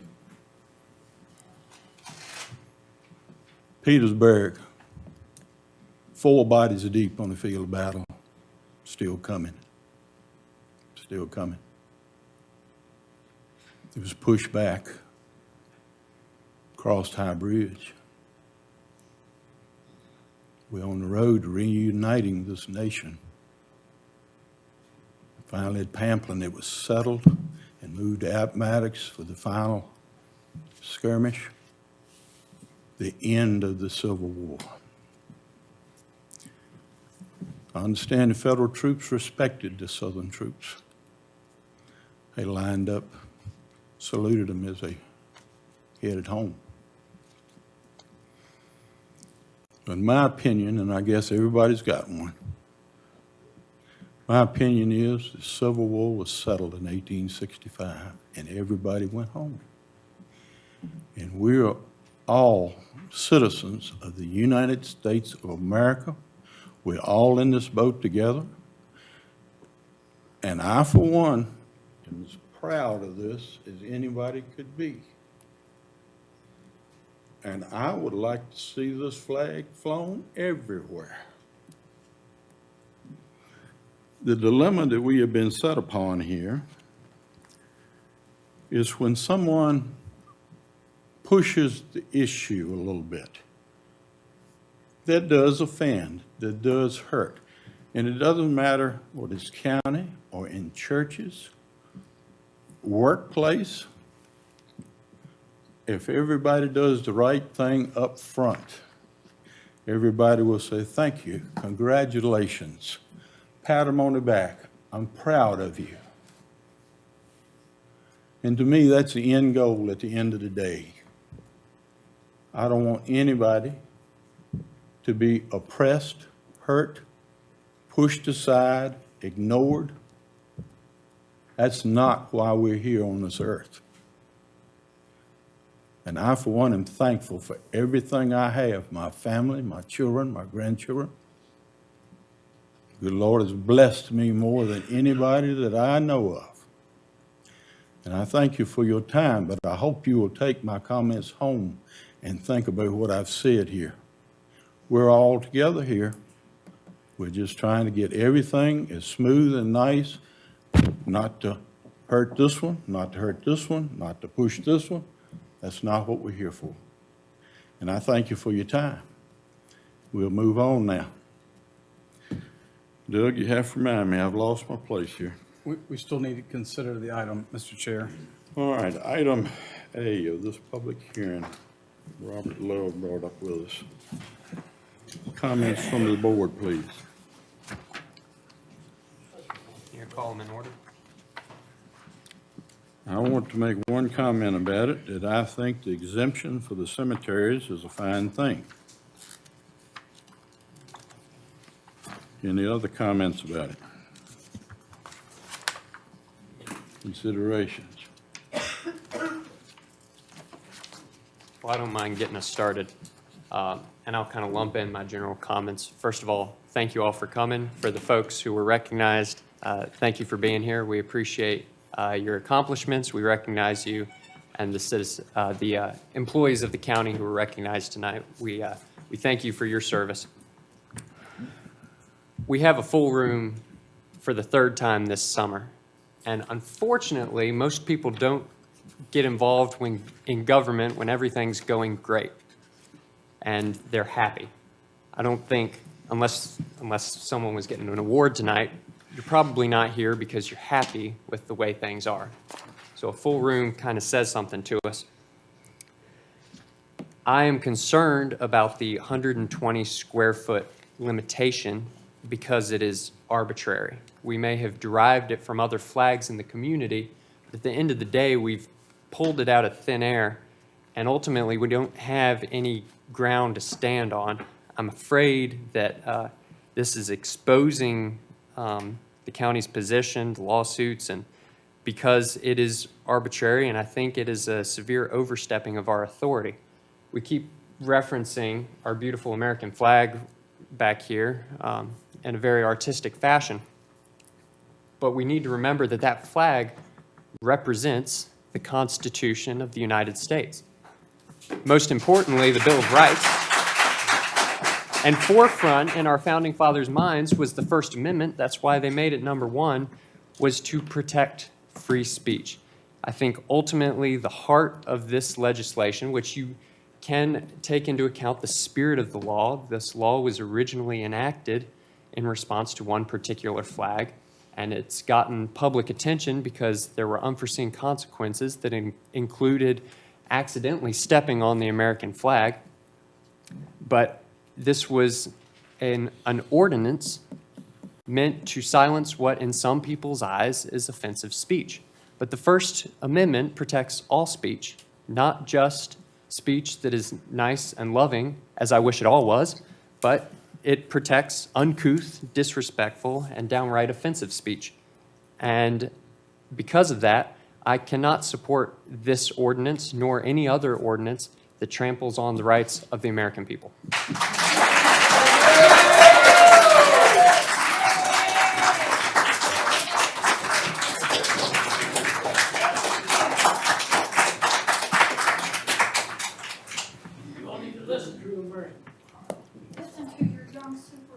I entreat my fellow board members again to please reconsider your former positions on this entire flag issue, and let's move forward and vote against limiting free speech.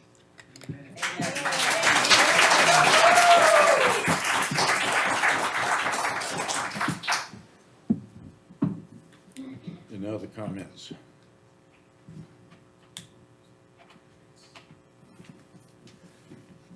All for a motion?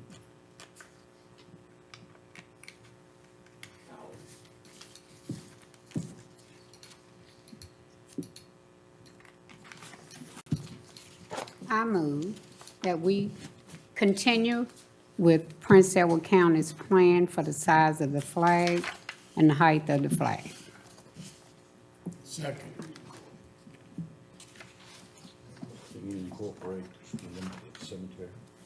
And we will incorporate the limit of Extension of the cemetery. the dimensions of the flag in the cemetery. Have a motion seconded. Yes. David? No. Jerry? Yes. Harrison? No. Patty? Yes. Anna? Yes. Tessa? Yes. Bill? Yes. My vote is yes.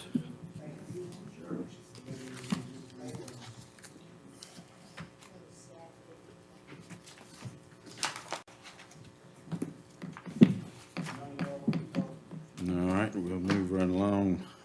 Mr. Chairman, we need to go back to bullet 7, Board of Supervisors members' comments, and then also 8 after that. All right. David? I'd just say to each and everyone that's here tonight, I do appreciate the fact that you're here, regardless of which side of the issue you're on any of these. I do appreciate the time that you took to be here. I said I just appreciate the fact that you're here tonight, no matter which side of this issue that you're on. I appreciate your time. To the veterans that are here, I appreciate your service. I appreciate your loyalty. most issues in government don't always, in fact, I don't know of any that go the way everyone would like for them to. So this young gentleman that's now become part of the Marine Corps, Semper Fi, I understand exactly where you're coming from. To each and every one that has received an award tonight, thank you. I'd like to give a small shout out to Melody Foster with CRC, who won a very prestigious award for the county in the last month. With all that said, what I started to say is it hardly ever goes to where everyone is happy, but I still appreciate the fact that you're showing up and telling us what you think. Thank you. Gary? Thank everyone for being here, and also want to just recognize, congratulate the recipients of the awards. Continue the great work. Young man, congratulations. God bless you. Thank you for being here. I appreciate your passion. Ultimately, we're blessed with a representative government, so if you don't like the way that I vote on an issue, November's coming. So get involved with our system the way it is, and that's where everyone gets to exercise their voice at that point. So we look forward to having everyone vote in our upcoming elections this fall. Okay. I'd like to say thank you for the turnout that we have. I do hear your cry. I hear everybody's, regardless of which side you're on. I'd like to say congratulations to all the recipients of the awards tonight. It is truly an honor for the county to recognize great things happening in Prince Edward County. Have a good evening. I'd like to echo those sentiments. Congratulations to the winners of the awards. They were richly deserved. With respect to the flags, some of us were not here when when the changes were made. I being one of those, but because of public participation, I think that we've seen everybody who came up here who had an American flag on his property or her property that they were proud of, their neighbors liked. It was beautiful. I think every single one of them, I believe, is in compliance under this restriction, which is really large. It is larger than our surrounding counties that have restrictions, and most of them do. And we just restored the tax rate from 47 cents back to 51 cents. And we've got to get into the water business. We've got to build some school buildings.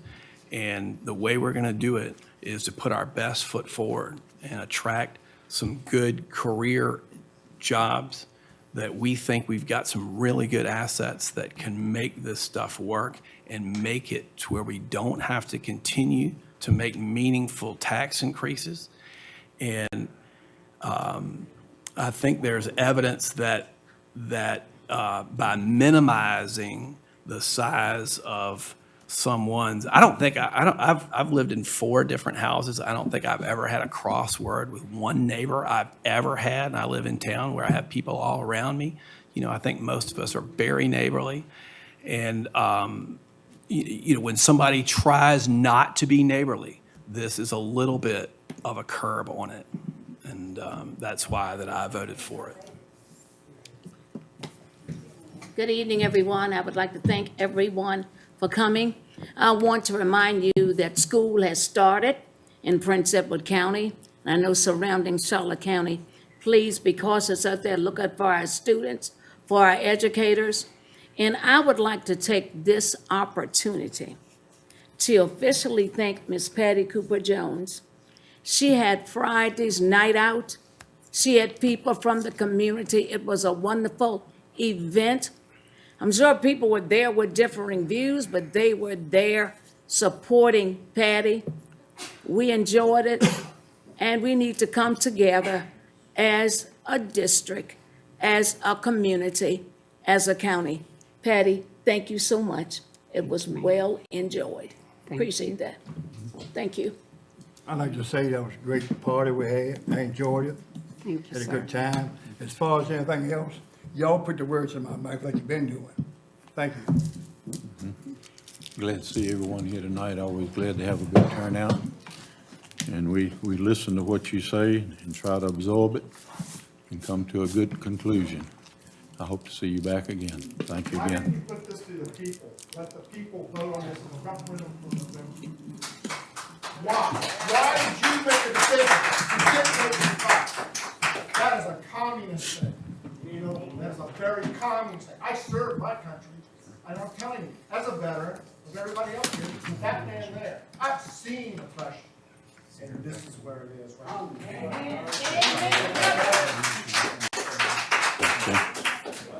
What do you do? I'm gonna call for, That is a good solution. Why don't we put it on the voters? Sarah's recommending a 5-minute intermission. Let the people vote. Let the people vote. Take a break. Take a 5 minutes. I'm gonna call for a 5-minute break now.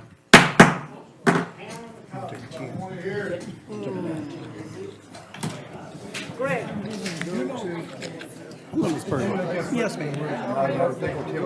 No problem. Good to see you, man.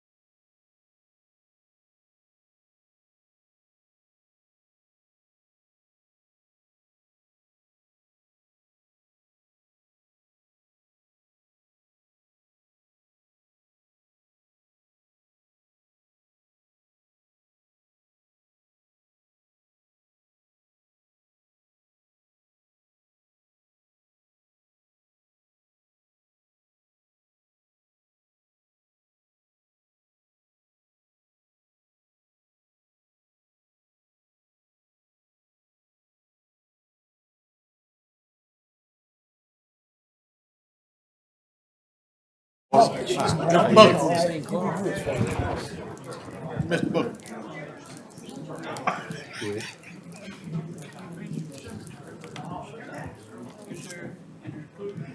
Yes. For any of the small flags, you can put them in there as you want. Like Memorial Day, you can put the little flags up. all over 1,000 up. cemeteries. Well, if you just put You're up good. today, you want That's a day. Yeah. That's a day thing, a couple of days. That's fine. Thank you. We'll move on now to item 8, consent agenda.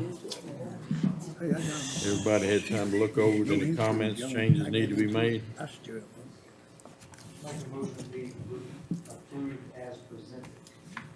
Motion made, seconded. David? Yes. Jerry? Yeah. Harrison? Yes. Patty? Yes. Excuse me. Ken? Yes. Jessa? Yes. Bill? Yes. My vote is yes. All righty, intern presentation, item 10. Yes, sir, Mr. Chairman. Hold on just a second here. Sure. So during the summer of 2023, the Prince Edward County Administrator's Office and the Community Development Office each hosted one student intern. The internship program under the direction of the county administrator is designed to provide an excellent opportunity for undergraduate students to learn more about careers in public administration. And I'll say that I was fortunate enough to get my start. I worked when I was an undergrad for the city of Fredericksburg and in grad school for Spotsylvania County. And that was one of the things I think that really helped me jumpstart my career and get an opportunity, was having that real world experience to go with the diploma. But our county administration intern, Luis Fernando Velho dos Rios, Luis is a Brazilian native currently attending Longwood University and majoring in economics. He's a tutor at the QR Tutor Center at Longwood and a member of the Longwood men's tennis team. Our community development intern, Gino D. Ball. Gino's attending J. Sargent Reynolds Community College, currently studying to become a paralegal and plans to pursue law. He's an alumnus of the MCJ ROTC program at J.R. Tucker High School. Each of them has been invited to this meeting to present a summary of their work completed over the summer. And with that, Louis, if you'd like to go first.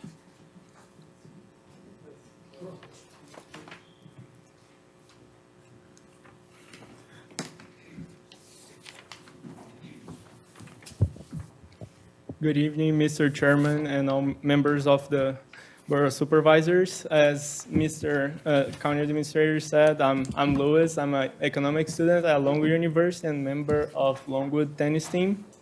Before I start talking a little bit about my accomplishments and some learnings that I have in the internship program this summer, I first would like to thank the Mr. County Administrator Doug for giving me the opportunity to speak here tonight for you guys. And also, I would like to thank all members of the Board of Supervisors for the work you have been doing for Prince Edward County community. I believe it's a hard task to be here and listen to all these complaints from everyone and stay calm and make some good decisions for the community. Now, going to talk a little bit about some accomplishments that I did. The first two things that I did, it was 2 historical lists for the Board of Supervisors and county administrators for a project that is going to be happening in the next few weeks. I also reviewed the information from the Prince Edward County website to see if there was any errors for us to find solutions to it and correct it. Also, I gave assistance in the GIS system for a week. And it was a very good opportunity when I got exposed to it. And also, I scanned some documents and files to organize them into folders. And some of these documents were agreements, proposals, some invoices. And I did that for us to put into a new system that will help all employees from Prince Edward County Administration to be able to find some documents when needed in a faster way. Also, I did an annual calendar for the fiscal year of 2023-2024 for the Prince Edward County administration across all departments. And in this annual calendar is basically just the major important dates for the departments. And lastly, I was able to do a comparative analysis on expenditures for between Prince Edward County and some other counties, such as Amelia, Appomattox, Charlotte, Cumberland, Lunenburg, and Nottoway. And some of the sectors that I did in this analysis is public safety, education, and health. And after doing this analysis, I was able to provide some suggestions. And now going for some learnings that I had with the summer internship program. First of all, I learned a lot about Prince Edward County before this summer internship. I mainly stayed here in Farmville for 2 years. I never had the opportunity to go to another places such as the High Bridge Trail or even to some convenience sites. So it was very, very good for me, and I'm very grateful for this opportunity. Also, I learned a lot about local government, especially here in the United States, that before the program, I didn't have any exposure to that, so it was very good. Also, I learned a lot of terms and languages while scanning documents, and 2 terms that I don't know how many times I encountered doing my scanning, but 2 terms that I will never forget is whereas and hereinafter. I don't know how many times I saw it, but now every time I see it in any contract or agreement, I remember about this experience. Other thing that I learned, and it was very good, it was some ongoing and future county projects.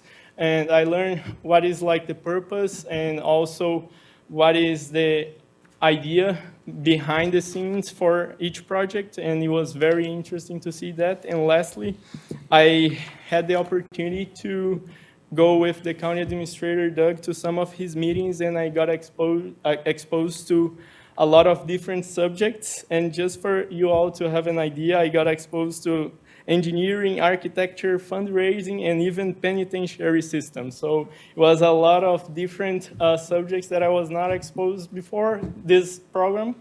And I just want to thank you, the county administration, and all of you for the opportunity that you guys gave to me. And if you guys have any questions, I'm glad to answer it. Thank you. Thank you so much. Thank you.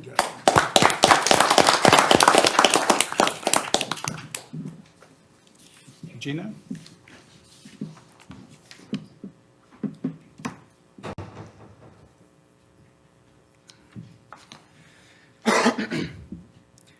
Hello, ladies and gentlemen. My name is Gino Ball. I'm a former JROTC cadet, and I'm studying to be a paralegal at an American Bar Association approved program. I am one of the interns working for the Prince Edward County Administrator's Office. Much of my work has been focused on researching and correcting GIS errors. I have been receiving training and assistance from the Commissioner of the Revenue and the Chief Deputy Commissioner. They have been extremely accommodating, but keep in mind, they also have regular duties and constituents that come in for services to attend to. Thus far, I have completed over 600 errors. While I have been able to work somewhat independently, there are some issues that require the Commissioner's assistance. This internship has been an amazing learning experience. I've had the opportunity to work in an office with the most caring, compassionate, and friendly people. I would encourage anyone to apply to the internship program. It has given me much exposure to government administration and civics in general, and I would like to thank Doug, the county administrator, for this opportunity. Thank you very much.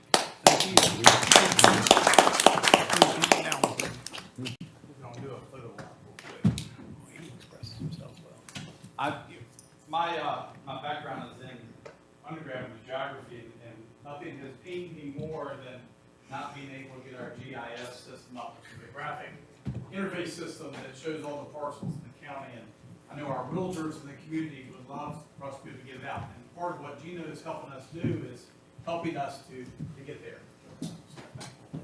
Just a small token appreciation for all y'all's hard work this summer. We really appreciate you made a difference, and thanks for being here.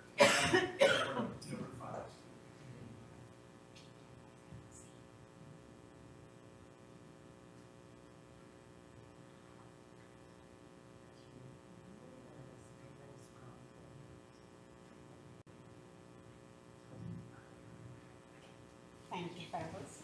Thank you.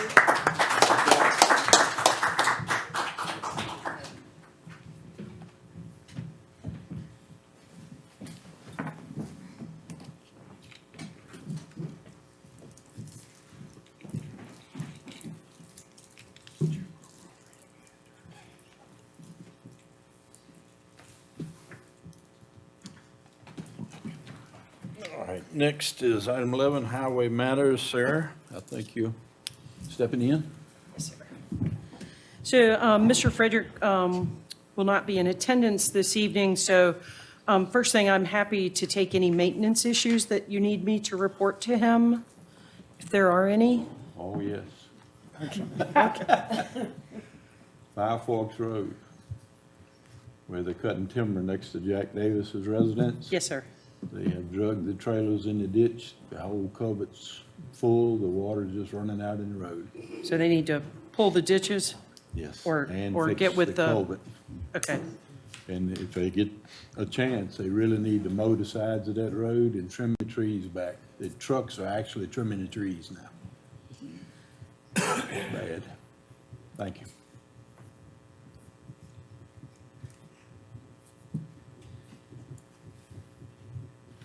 Anyone else? Trees trimmed back on Green Bay Road. And the curve on Levi Road, one of the constituents called me about this. Which curve is that, Mr. Townsend? Right in front of the church, right at that curve, right there in front of the church, Levi Church. Okay. Talked to Scott about that before. Think it's private property, but you may want to just look at it. Can't only cut back so far because that cow. It's the trees that need to be cut back on that curve? Yes. Okay. And Green Bay Road was a complaint. Sarah, Prospect Road has several dead trees on it. One just after you cross the trail, right there at the corner of Bob Emmert's property. It's getting ready to fall. This is the eastern end of Prospect It is on Road? the eastern end, that's correct. Also, the same thing on Hard Times Road and Oliver Road. There's several dead trees that the limbs are falling out in it now. And I had someone call from Peaks Road and said that right in front of, I can't tell you what the 911 address is, but in front of David Lewis Jones's place, that the water is standing every time it rains. Said that they pulled it, the ditches there about 3 or 4 months ago, and it worked really good until they put the fiber optic line in and then they refilled them or something. So ask them if they would check on that. Where is that on It's Peaks? approximately a quarter of a mile north after you pass Holiday Lake. Holiday, Before you okay. get Chinkapin. Going north after you pass Holiday Lake Road, it'll be the next residence on the right.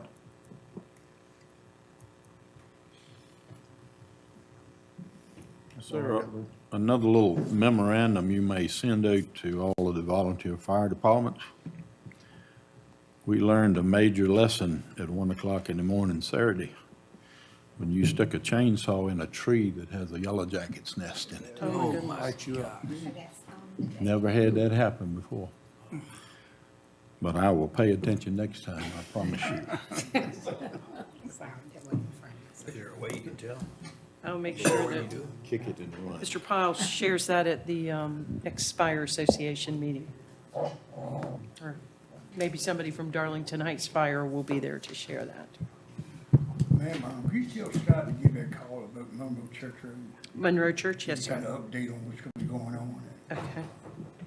Middle Lake Road got a couple of mud puddles, potholes, or whatever. Okay. Might check those. But we really like to know what's going on Monroe Church Road. As far as the brush and the traffic concerns. Road needs to be cut back? Yeah. Okay. Yeah, brush cut back. I I talked to him, I think last month, Okay. but I hadn't got an update from him to see. Could somebody give me a call? Yes, sir. That thing bottlenecks like crazy. That thing bottlenecks, Yeah, there's so- no shoulder at all, and it just grown up. Yeah, that's why we get that brush back. It might have some, you know.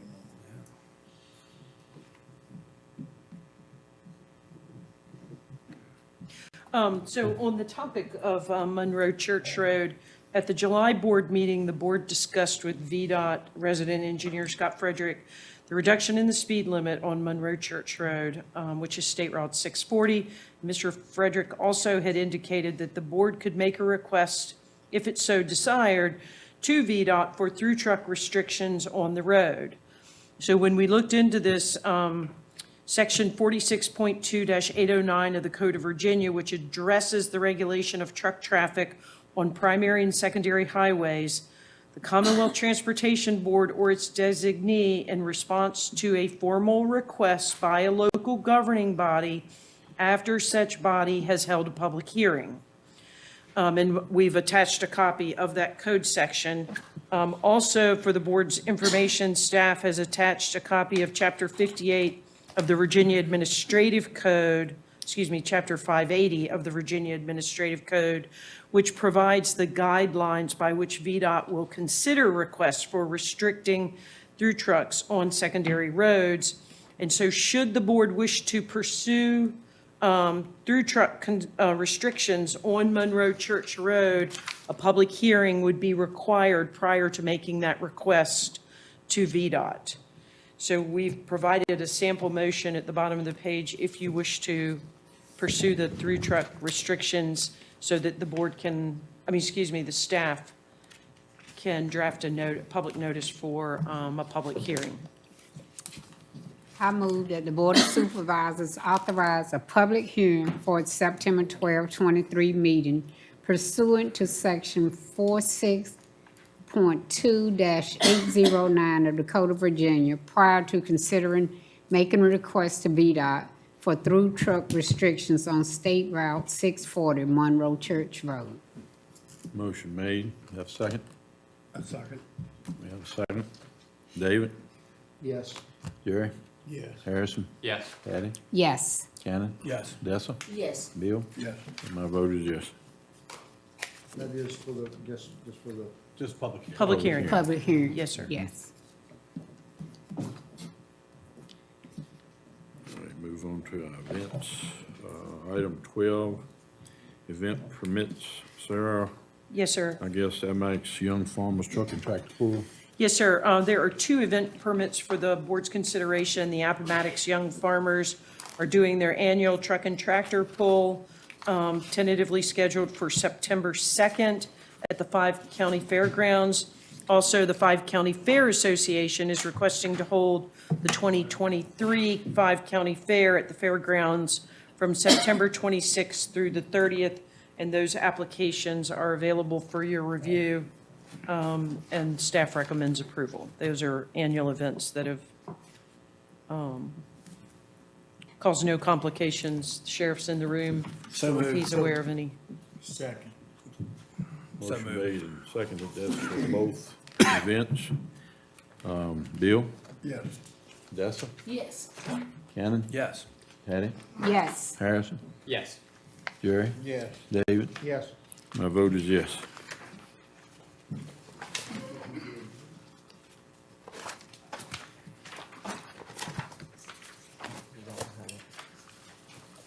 Appointments, Piedmont, SAP. Sarah, again, please. Yes, sir.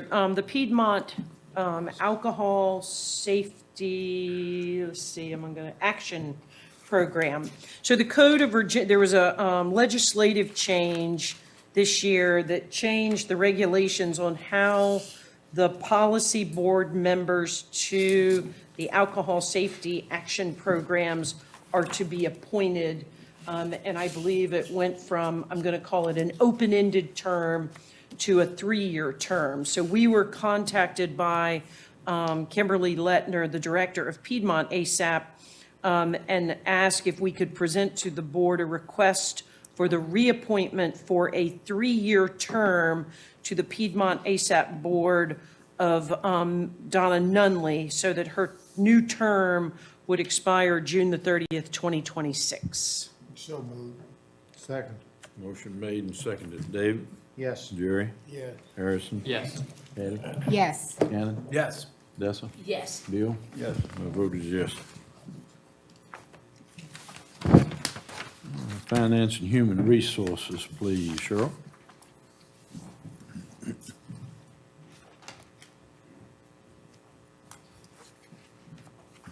Good evening, members of the board. Good evening. Evening. First item up for business is our insurance recoveries from the Sheriff's Department. The Sheriff's Department has received payments from VACOR totaling $625. These were for towing repairs. The board is asked to appropriate the $625 to the Sheriff's Department vehicle repair line item to cover repair costs. So moved. Second. Motion made and seconded. David? Yes. Jerry? Yes. Harrison? Yes.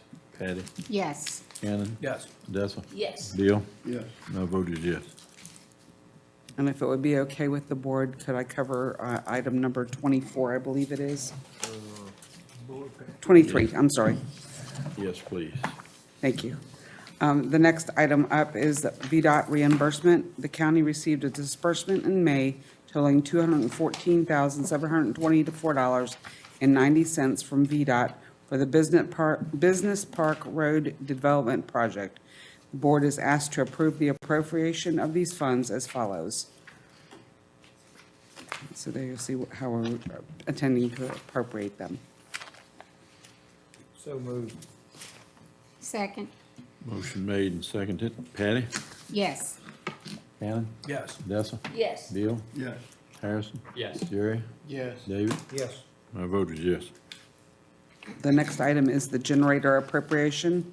General Properties incurred a cost of $45,670.25 for the repair of the emergency generator. We ask that the board approve and appropriate as follows. So moved. Second. Motion made and seconded. Bill? Yes. Dessa? Yes. Shannon? Yes. Patty? Yes. Harrison? Yes. Jerry? Yes. David? Yes. My vote is yes. And then our last item is the FY24 appropriations for volunteer fire department carryover funds. On June 30, 2023, the following fire departments had unexpended or overexpended funds to be carried forward into the FY24 budget. The board is asked to approve and appropriate the carryover funds from FY23 to FY24 as follows. So moved. Second. Motion made. Who second? Patty? Patty, your vote, please. Yes. Shannon? Yes. Dessa? Yes. Bill? Yes. David? Yes. Jerry? Yes. Harrison? Yes. My vote is yes. Thank you. Thank you.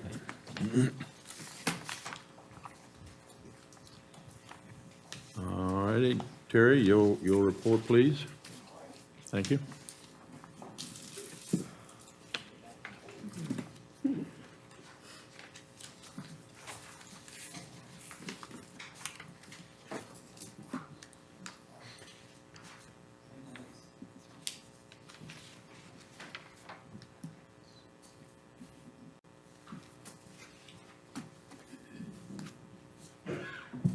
Good evening, everyone. Good evening. Terry. We've had a summer's busy. We've had, I have in my hands today, finally, a recorded plat. As you may recall, this goes back to, we had a tax sale and had a survey done, and we had to get the plat on record. The slight little detour, we had 3 or 4 attorneys that kept looking at it, and they kept changing it a wee bit on my affidavit. But anyway, we got that successfully recorded, so I think they're going to resell that. We've had, I think I referenced last month, that we had a meeting of the ordinances and trying to regroup and trying to meet with those folks and trying to move that along. Hopefully we'll get a little bit more done each month. We had a Board of Zoning Appeals hearing, and so I appear at that. And we've had 2 unclaimed bodies. We're working on the second one as we speak.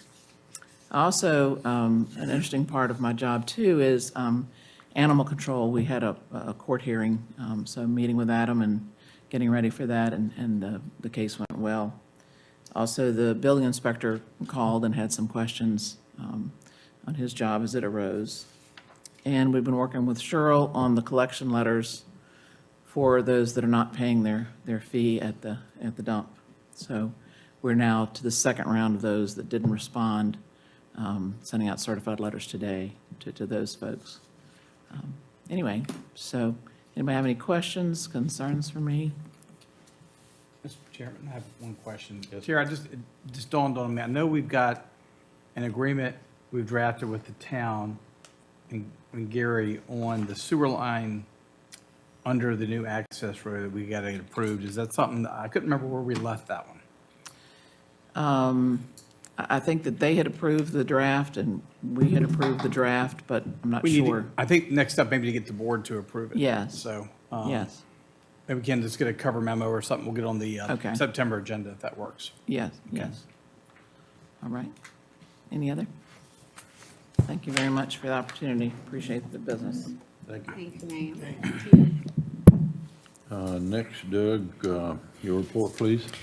Yes, sir, Mr. Chair, members of the board. As Supervisor Emmert mentioned, Melody Foster, our Executive Director of the CRC, was awarded the Gordon N. Dixon Achievement Award, which recognizes an Executive Director, a VA-PDC Commissioner or PDC Commissioner who has provided leadership and made outstanding contributions to promoting the concept of regionalism in the Commonwealth. Melody was nominated for this award by the 7-member governments that comprise the CRC for her effective management of the CRC and positive leadership through any challenge. They also noted she distinguishes herself for her work with stakeholders and has an unwavering commitment to excellence, innovative thinking, and ability to navigate complex challenges. I want to thank Sarah Puckett for helping to get the nomination written. And I had the opportunity to go to the awards luncheon back on July 27th in Norfolk when she was presented that award. So very prestigious award. Also want to thank Sarah. She wrote the VACO Achievement Award for the cannery. And it was great to see Patty recognized, Patty Gullick, who's retiring, recognized along with Virginia Food Works and the collaboration we've been able to accomplish. Our FY23 audit, we've completed the first round of field work. Everything's on schedule. We hope to have them back in October. And again, the goal is to get that audit approved by the board by the end of December to meet the state requirements. Prince Edward County Elementary School renovation, the ad hoc committee had a virtual meeting on July 25th. The purpose of the meeting was to review designs that have been developed along with cost estimates. Dr. Pride and I attended the meeting. We are seeing continued construction cost escalation, and I really want to try to get the board, hopefully in August, to nail down some dates in the next 2 to 3 weeks before the end of the month. I've got to coordinate, I've got to get Mosley and Davenport both there to talk about the financing, and I think the school board, while maybe it's your meeting, they probably will, some of them won't want to be in attendance as well. I talked to the superintendent today. So probably the easiest way is not right now necessarily, but I can email out some dates and just get back to me and let me know if those work or don't work. But I think it's imperative, we're going to stay on target for this project. We got to keep moving. I think I'm pretty sure that's the top project we've got as a community to get moving forward. So I'll be in touch over the next couple of days and try to coordinate with you. IDA, our Economic Development Director and Tourism Director position, we anticipate holding interviews this coming Friday for that, so keep our fingers crossed. Nottaway boundary issue, we had a speaker tonight who had concerns about the Nottaway boundary and tax issues, and we share those concerns. As you know, we sent a letter over to them trying to get the boundary surveyed so we can see exactly where properties, homes, parcel boundaries are located, so we can coordinate that with the various, the Commissioner of Revenues to get the taxes sorted out. I believe we have a Zoom call with the chair and vice chair set up next week to have our first conversation about that. I'd also sent a letter to Amelia County about the boundary. We've got a few issues, not as many, It's a shorter boundary line, but back in July 14, I sent a letter to them as well. HIP Park is part of the information for DEQ and VRA for our Sandy River permit. We engaged a consultant to do an economic analysis of the financial implications of the development of the HIP Park. As the results show, it's a significant investment, potentially even at the initial 500,000 square foot. You're talking about $10+ million in annual revenue to the community. So we're excited about continuing to market that site and what it can offer. Industrial Access Road is substantially complete. Staff met 2 weeks ago with the contractor, VDOT, and our county engineer at Timmons to develop a punch list. We're also working out one of the final issues, which is providing an entrance to Triborough. That was part of the negotiation. We had to get some additional land from Triborough for the project, so we're excited to work with them to get that finished as well. That entrance will be right across the street from the Faces Food Pantry entrance. Mentioned the Rice Convenience Site. We opened the new site on August 4. Would note we had not been able to get the compactor in operation because we've got some issues with the concrete pad, which are being corrected. Contractor was out there today. We hope to be able to re-pour by Thursday and Friday to level up the pad so we can get the new compactor, which has been delivered, installed. And hopefully we'll be able to get that done fairly quickly. The county has received a special use permit application for a car wash on the site adjacent to the Wawa site. The IDA will hold a meeting on this Friday on the 11th to consider a contract on the site, and the commission will hold a public hearing on that special use permit application August 15, which means the board, assuming that gets forwarded, should see that application at our meeting in September. Economic development project updates, 5 Pillars meets. We're waiting final building plans, but we're also should be scheduling a closing here. I know Terry's working on that with his attorney to get that hopefully in the next week or so, right, Terry?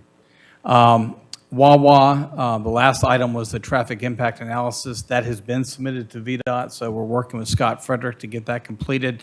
I've reviewed it. I think there's no really additional impacts of the site over and above what they'd already proposed to implement. So as long as VDOT agrees with that, hopefully that'll get moving forward here very quickly as well. And lastly, the Kingsville Dollar General site, they started site clearing last week. I think in my weekly report, I gave you an aerial photograph that showed some of the trees coming down. So we'll continue at least every couple of weeks, take a look at that.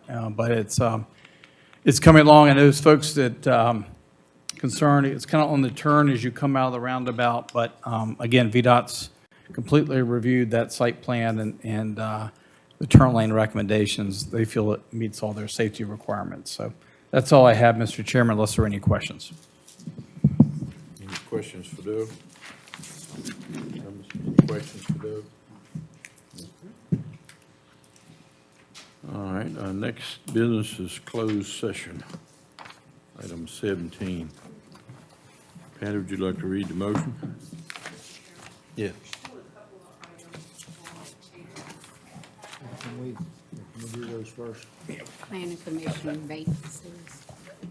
Oh, all right, excuse me. Item 20. Consent agenda, accounts and claims.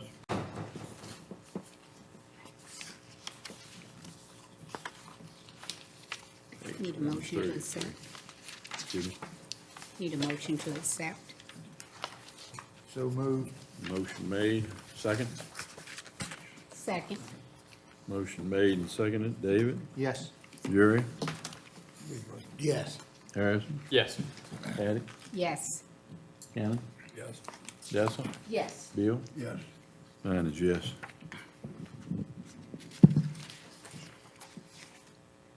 All right, 21, Planning Commission vacancy. Mr. Chairman, members of the board, at its meeting on April 11, 2006, the Board of Supervisors passed a resolution to increase the membership of the Prince Edward County Planning Commission to its current 10-member size. Since I've been with the county, there have been comments made by members of the board. Planning Commission, Bobby used to talk to me all the time about it, and the public of shifting to a district-appointed process for membership. In that format, there would be 8 appointees, 1 for each of your districts, and the board member appointee, which Mr. Gillum currently is, would reduce the overall membership from 10 to 9 members. In June, Preston Hunt, I hated to see that, but Preston Hunt from the Lee District resigned from the commission. And it gives us an opportunity at this time to consider that option. There's a spreadsheet in the back of the packet there that shows the current membership is distributed among the districts, with Buffalo, not including Lou, has 3 members, Town 701 has 2, districts 201, 301 is now vacant, and 801 with no representation. With the upcoming start of the comp plan and the update in the CIP, I am not advocating asking members of the current planning commission to resign. I think that happened last time. I think you have an outstanding planning commission. I really hate for us to lose some of that knowledge, background and experience. But if you want to move forward with the concept, we could not fill the current vacancy, and then as each vacancy comes up in the future, look to restructure the commission with the goal of having 1 per district. The other option is just simply to refill the current vacancy with another resident of 301 and readdress the membership when we have some vacancies in the future. But in your packet, I've got a letter of resignation from Preston. I've got the spreadsheet showing the commission's membership. And again, I think the real issue is either tell us to draft a resolution for consideration at the next meeting, talking about, an 8-member plus the board member rep, or just to ask us to go ahead and advertise for the current vacancy. So whatever you want to do, we're happy to implement it. I think it'd be good to have a representative from each district. Yeah, that's fine, not filling the vacancy, but I want a representative from 301. I think you want the best knowledge on the planning commission. Whoever's most qualified and willing. Yeah. Willingness is probably a challenge.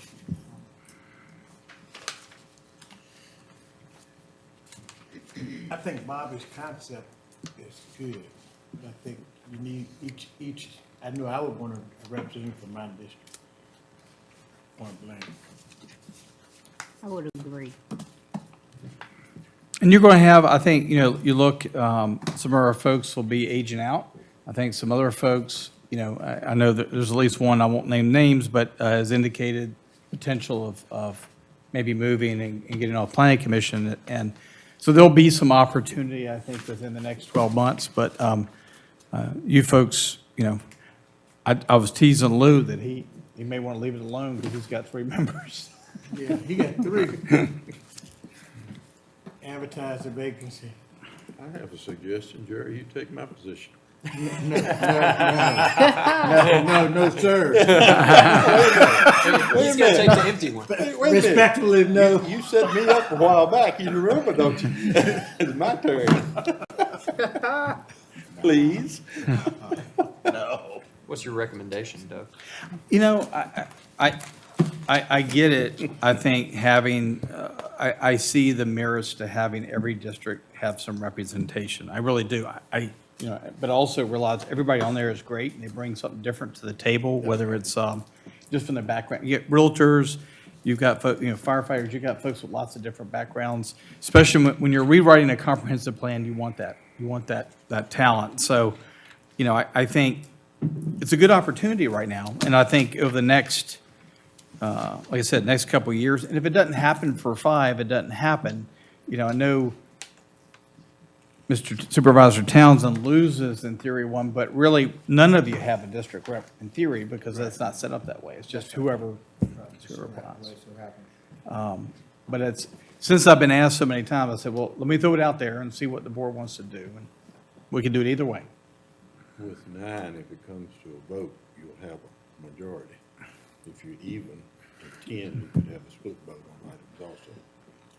That is true. Which is really a recommendation of denial if it goes to the board on the recommendation. So it has to have an affirmative vote.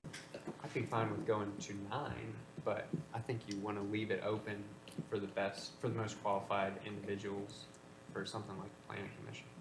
That's just my gut reaction. So as somebody resigns or retires, then we would go to the communities that do not have. If they fit those qualifications, right? And that's, you can decide. You want If it somebody meet with the meet the qualifications. qualifications. That's right. Someone in 301 meet the qualifications.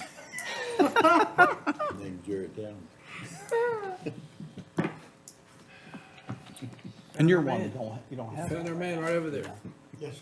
I did, close by. I'm okay with not having one if the talent that's on there is doing a really good job. You gotta advertise it either way. So I don't think we make it appointed by district. We got to change the membership if you want to stay at 9. So we could draft that up and bring it back to you next month and just, you all have to make a final decision then anyway. Okay. What do you Does say? that work? Sounds good. All right. Give us some options. Okay. There's no rule, if it's like, you could have 15 if you wanted, right? Yeah. But you wouldn't have to necessarily, if you had said you could have 15, you have to fill all the spots, or can you put the language as many as? I think you could, it does get a little unwieldy. You know? I'm not advocating for a giant board, I'm just saying, occasionally we get somebody who's really interested in qualifying. And you could even write it so that, it's preferred that you have one from each district, but if, let's say you don't have an applicant, right? Yeah. No one will do it, But an odd number makes sense. yeah, for not having ties, yeah. We'll bring it back to you next month, Mr. Chairman. I remember Henry was asked to serve. He was asked to resign, then he came back. I think that was all part of that switch because they purged part of the commission to try to reorganize it because they were adjusting, and that's what, I would not advocate that at this point because we need their experience on it right now. All right, so we're gonna bring him back at the next meeting. Yes, sir. All right, Properties Committee report. Actually, let's go 22, Mr. Chairman. Oh, we did skip one, didn't we? 2024 Big South Tournament. This was in the newspaper today. We've got a request to support Longwood's application to host the 2024 Big South Men's and Women's Basketball Tournament. Longwood has asked both the town and county to provide financial contributions to support the endeavor and show community commitment to the effort. Typically, it's held the first week of March, which would provide a significant local economic boost. Actually, I believe there's 18, there's 9 women's and 9 men's teams in the league, but you bring players, coaches, staff, families, fans of 18 teams, men's and women's, to town. They would have a significant impact on meals, lodging, and sales tax for the community. I believe the town has put up $50,000 to help in those efforts. They're going to see the lion's share of the benefit because most of the hotel rooms and the meals tax is in town, but I certainly would see an impact for us, especially the Airbnb facilities, places like Sandy River, both from the glamping and the distillery, I think would take advantage. I would hope too they would have some special events and things going on if you had that many people in the community. The other thing is we can use some lodging tax proceeds too. I'm sure that's what the town's doing as well. Now, this is only if you get it, right? It's only if you get it. Okay. Yeah, I was, yeah, the yeah. language is a little, Yeah. I was wondering if we Yeah. had to put the money up and hope to get it. No. I don't know how It's a- realistic it is Yeah. that we could get it, but I. Agreed, because you're competing with places like Charlotte and other larger communities. So, and I certainly can word the letter that way to make sure, but that's what we've talked about. I move that we support that endeavor, Dollar amount? sorry. Let's talk about that some more before I make a motion. Talking about the $10,000. 10 or 15, that's the two. 10 up to 15. What do you expect? I was asking, I wasn't trying to take the money. Thank you, because I didn't know it was in question. I really, yeah, I have, see, the other thing is, we get the lion's share of the sales tax. more, because we have the school kids, the schools. So, you know, 75% or so of the sales tax comes to the county in the school system. So even though it's meals and lodging, direct, indirect, and sales tax. So if you put in 50, I know you'll get more than that back based on the hotel room stays, which all have a sales tax. That 1% component's local will come back. If they were to get it, it would be a Booster. it would be an ant colony around here. I mean, it would be a very, very busy place, and it would bring a lot of cash. But they did host the softball, right? Big South for the softball? That was about couple of years ago. Yeah, about 2 years ago. About 2 years ago. But our contribution, no matter what size it is, doesn't impact our odds of landing the tournament. Correct. Yeah. It's going to be whether they make a good case or not. Yeah. I think they're just trying to show And it the also community doesn't support. cost us unless they land. Yes. Correct. Exactly. I'm like Ken, the wording there was a little, was odd the way I read that, so yeah. I appreciate the verification. Remember, they got a new arena that's opening this season that's going to be appropriate size to host the thing. This particular tournament, a lot of times they house it down in Charlotte in a 20,000 seat arena and 4,000 people show up. You know, we got a 4,000 or 5,000 seat arena. It should create a better atmosphere for those involved, I would think, for what it's worth. So the 15? Yeah.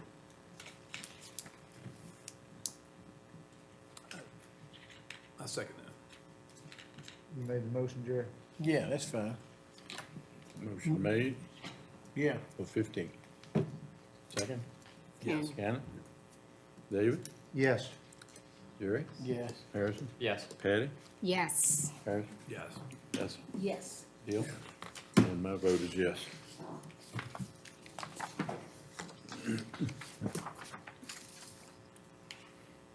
All right, now where do we want to go here?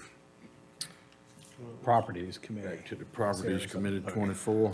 Sarah? Yes, sir. The board's Properties Committee comprising Supervisor Emmert as chair, Supervisor Jenkins, Supervisor Townsend.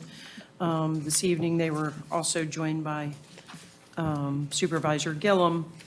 Reviewed a number of items dealing with the county properties and infrastructure, and there were several recommendations that the committee would like to bring to the board for action, starting with, as y'all are aware and have heard in recent months, we will be building Cell F at the Prince Edward County landfill.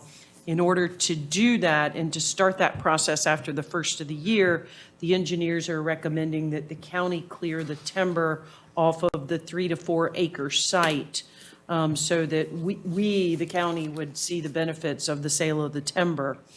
And so the committee recommended that the board, or is recommending to the board that you authorize advertising to receive bids to clear the timber on the 3 to 4 acres at the landfill to make way for the construction of Cell F. So moved. Second. Motion made, seconded. Bill? Yes. Odessa? Yes. Cannon? Yes. Patty? Yes. Harrison? Yes. Jerry? Yes. David? Yes. And my vote is yes. Item number 2, earlier this year, the county had both the dam and the emergency spillway and the riser structure and the infrastructure at Sandy River Reservoir inspected. And this was the first time that we are aware that the actual riser structure itself, which is where all the gates that control the flow of water have been inspected, maybe ever. But there were the company that went in and actually went through the riser, went through the dam, found that there are 4 projects that need to be done, and those were reviewed by the Properties Committee, 4 repairs that need to be made, especially as we continue to move forward with turning the Sandy River into a water supply. These repairs will require that the reservoir be lowered by 6 inches in order for, the gates and everything to be accessed safely by the individuals that will go in. This was an unbudgeted item, but the committee is recommending that the board accept the proposal and move forward with the 4 valve repairs on the riser at Sandy River Reservoir, which will require an appropriation of $55,400 to the Sandy River Reservoir Department of the budget. One of them is damaged, isn't it? Excuse me? One of them is damaged. Yes, sir. The largest gate, based on the inspection, shows that the stem is bent. So they did not, they used good judgment and did not exercise that gate because they weren't sure, once opened, if it could be closed. So they'll go in and replace that stem and replace some of the guides and then exercise it, knowing that they would have control of the closure. That's one of the largest, most critical repairs. All righty. He said, you made a motion? Who made the motion, please? I did. All right, Jerry did. You want to say? David seconded. Second. All right, motion's made, seconded, David. Yes. Jerry. Yes. Harrison. Yes. Patty. Yes. Cannon. Yes. Dessa. Yes. And Bill. Yes. My vote is yes. The last item, Mr. Chairman, so back when the Department of Social Services was moved from the courthouse to the new building, all of the furniture that they had been using for the 10, 15 years in their offices in the courthouse was stored at the Lapp building, the generosity of Mr. Lapp. And over the years, items have been culled out that have been of use to different departments, but there's still, I'm going to say, a little stockpile or a little pile of old metal desk pieces, parts that we need to remove and take care of. So the property committee reviewed the photographs that Randy brought of what is left, and they are recommending that the board declare as surplus for salvage the old DSS furniture that has been in storage at the Lapp building so that we can remove that from Mr. Lapp's building. So moved. Second. Motion made and seconded, David. Yes. Jerry. Yeah. Harrison. Yes. Patty. Yes. Cannon. Yes. Dessa. Yes. Bill. Yes. My vote is yes. Thank you. Monthly report on the cannery. That's just included in the back for your information. All right, now we're back to closed session. Patty? I move that the Board of Supervisors convene in closed session for discussion of the performance of the county attorney and discussion of terms of public contract for legal services pursuant to the exemptions provided for in sections 2.3, 2.2-3711A1 and A29 of the Code of Virginia. Second. And that was Jerry. Jerry. Okay, roll call. Bill? Yes. Dessa. Yes. Shannon? Yes. Patty? Yes. Harrison? Yes. Jerry? Yes. David? Yes. My vote is yes.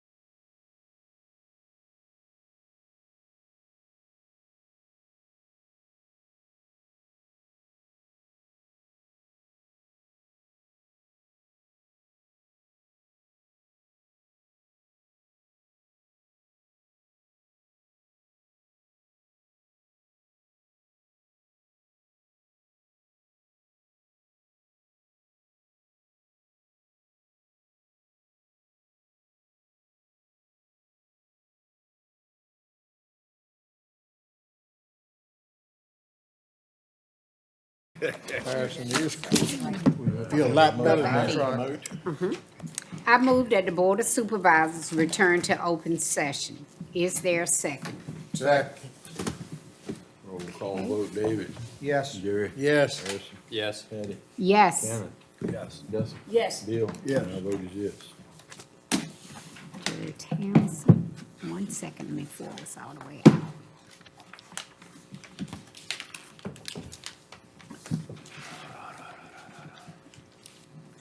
Okay.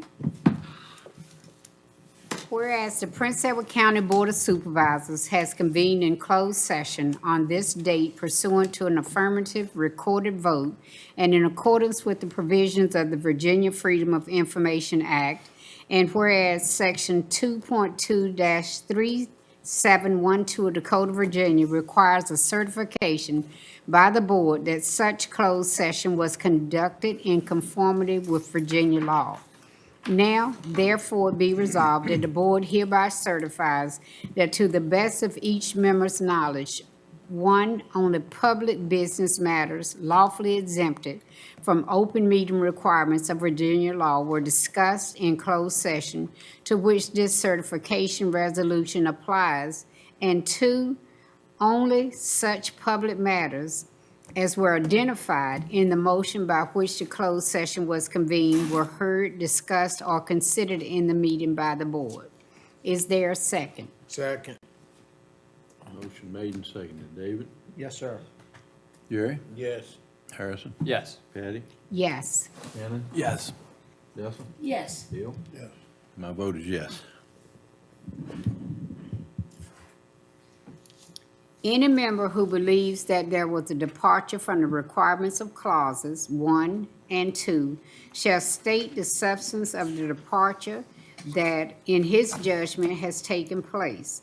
Such statement will be recorded in the minutes. Roll call vote again, sir. David. None. Jerry. No. Harrison. None. Patty. No. Shannon. No. Dustin. No. Bill. No. No is my vote. Okay.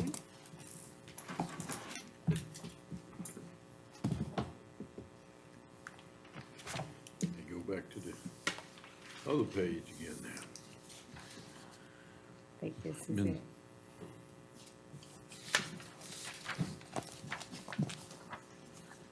Motion to adjourn. Motion to adjourn. So moved. Second. David, who was second? Jerry? Jerry. Roll call vote again. David? Yes. Jerry? Yes. Harrison? Yes. Patty? Yes. Shannon? Yes. Dustin? Yes. Bill? Yeah. My vote is yes.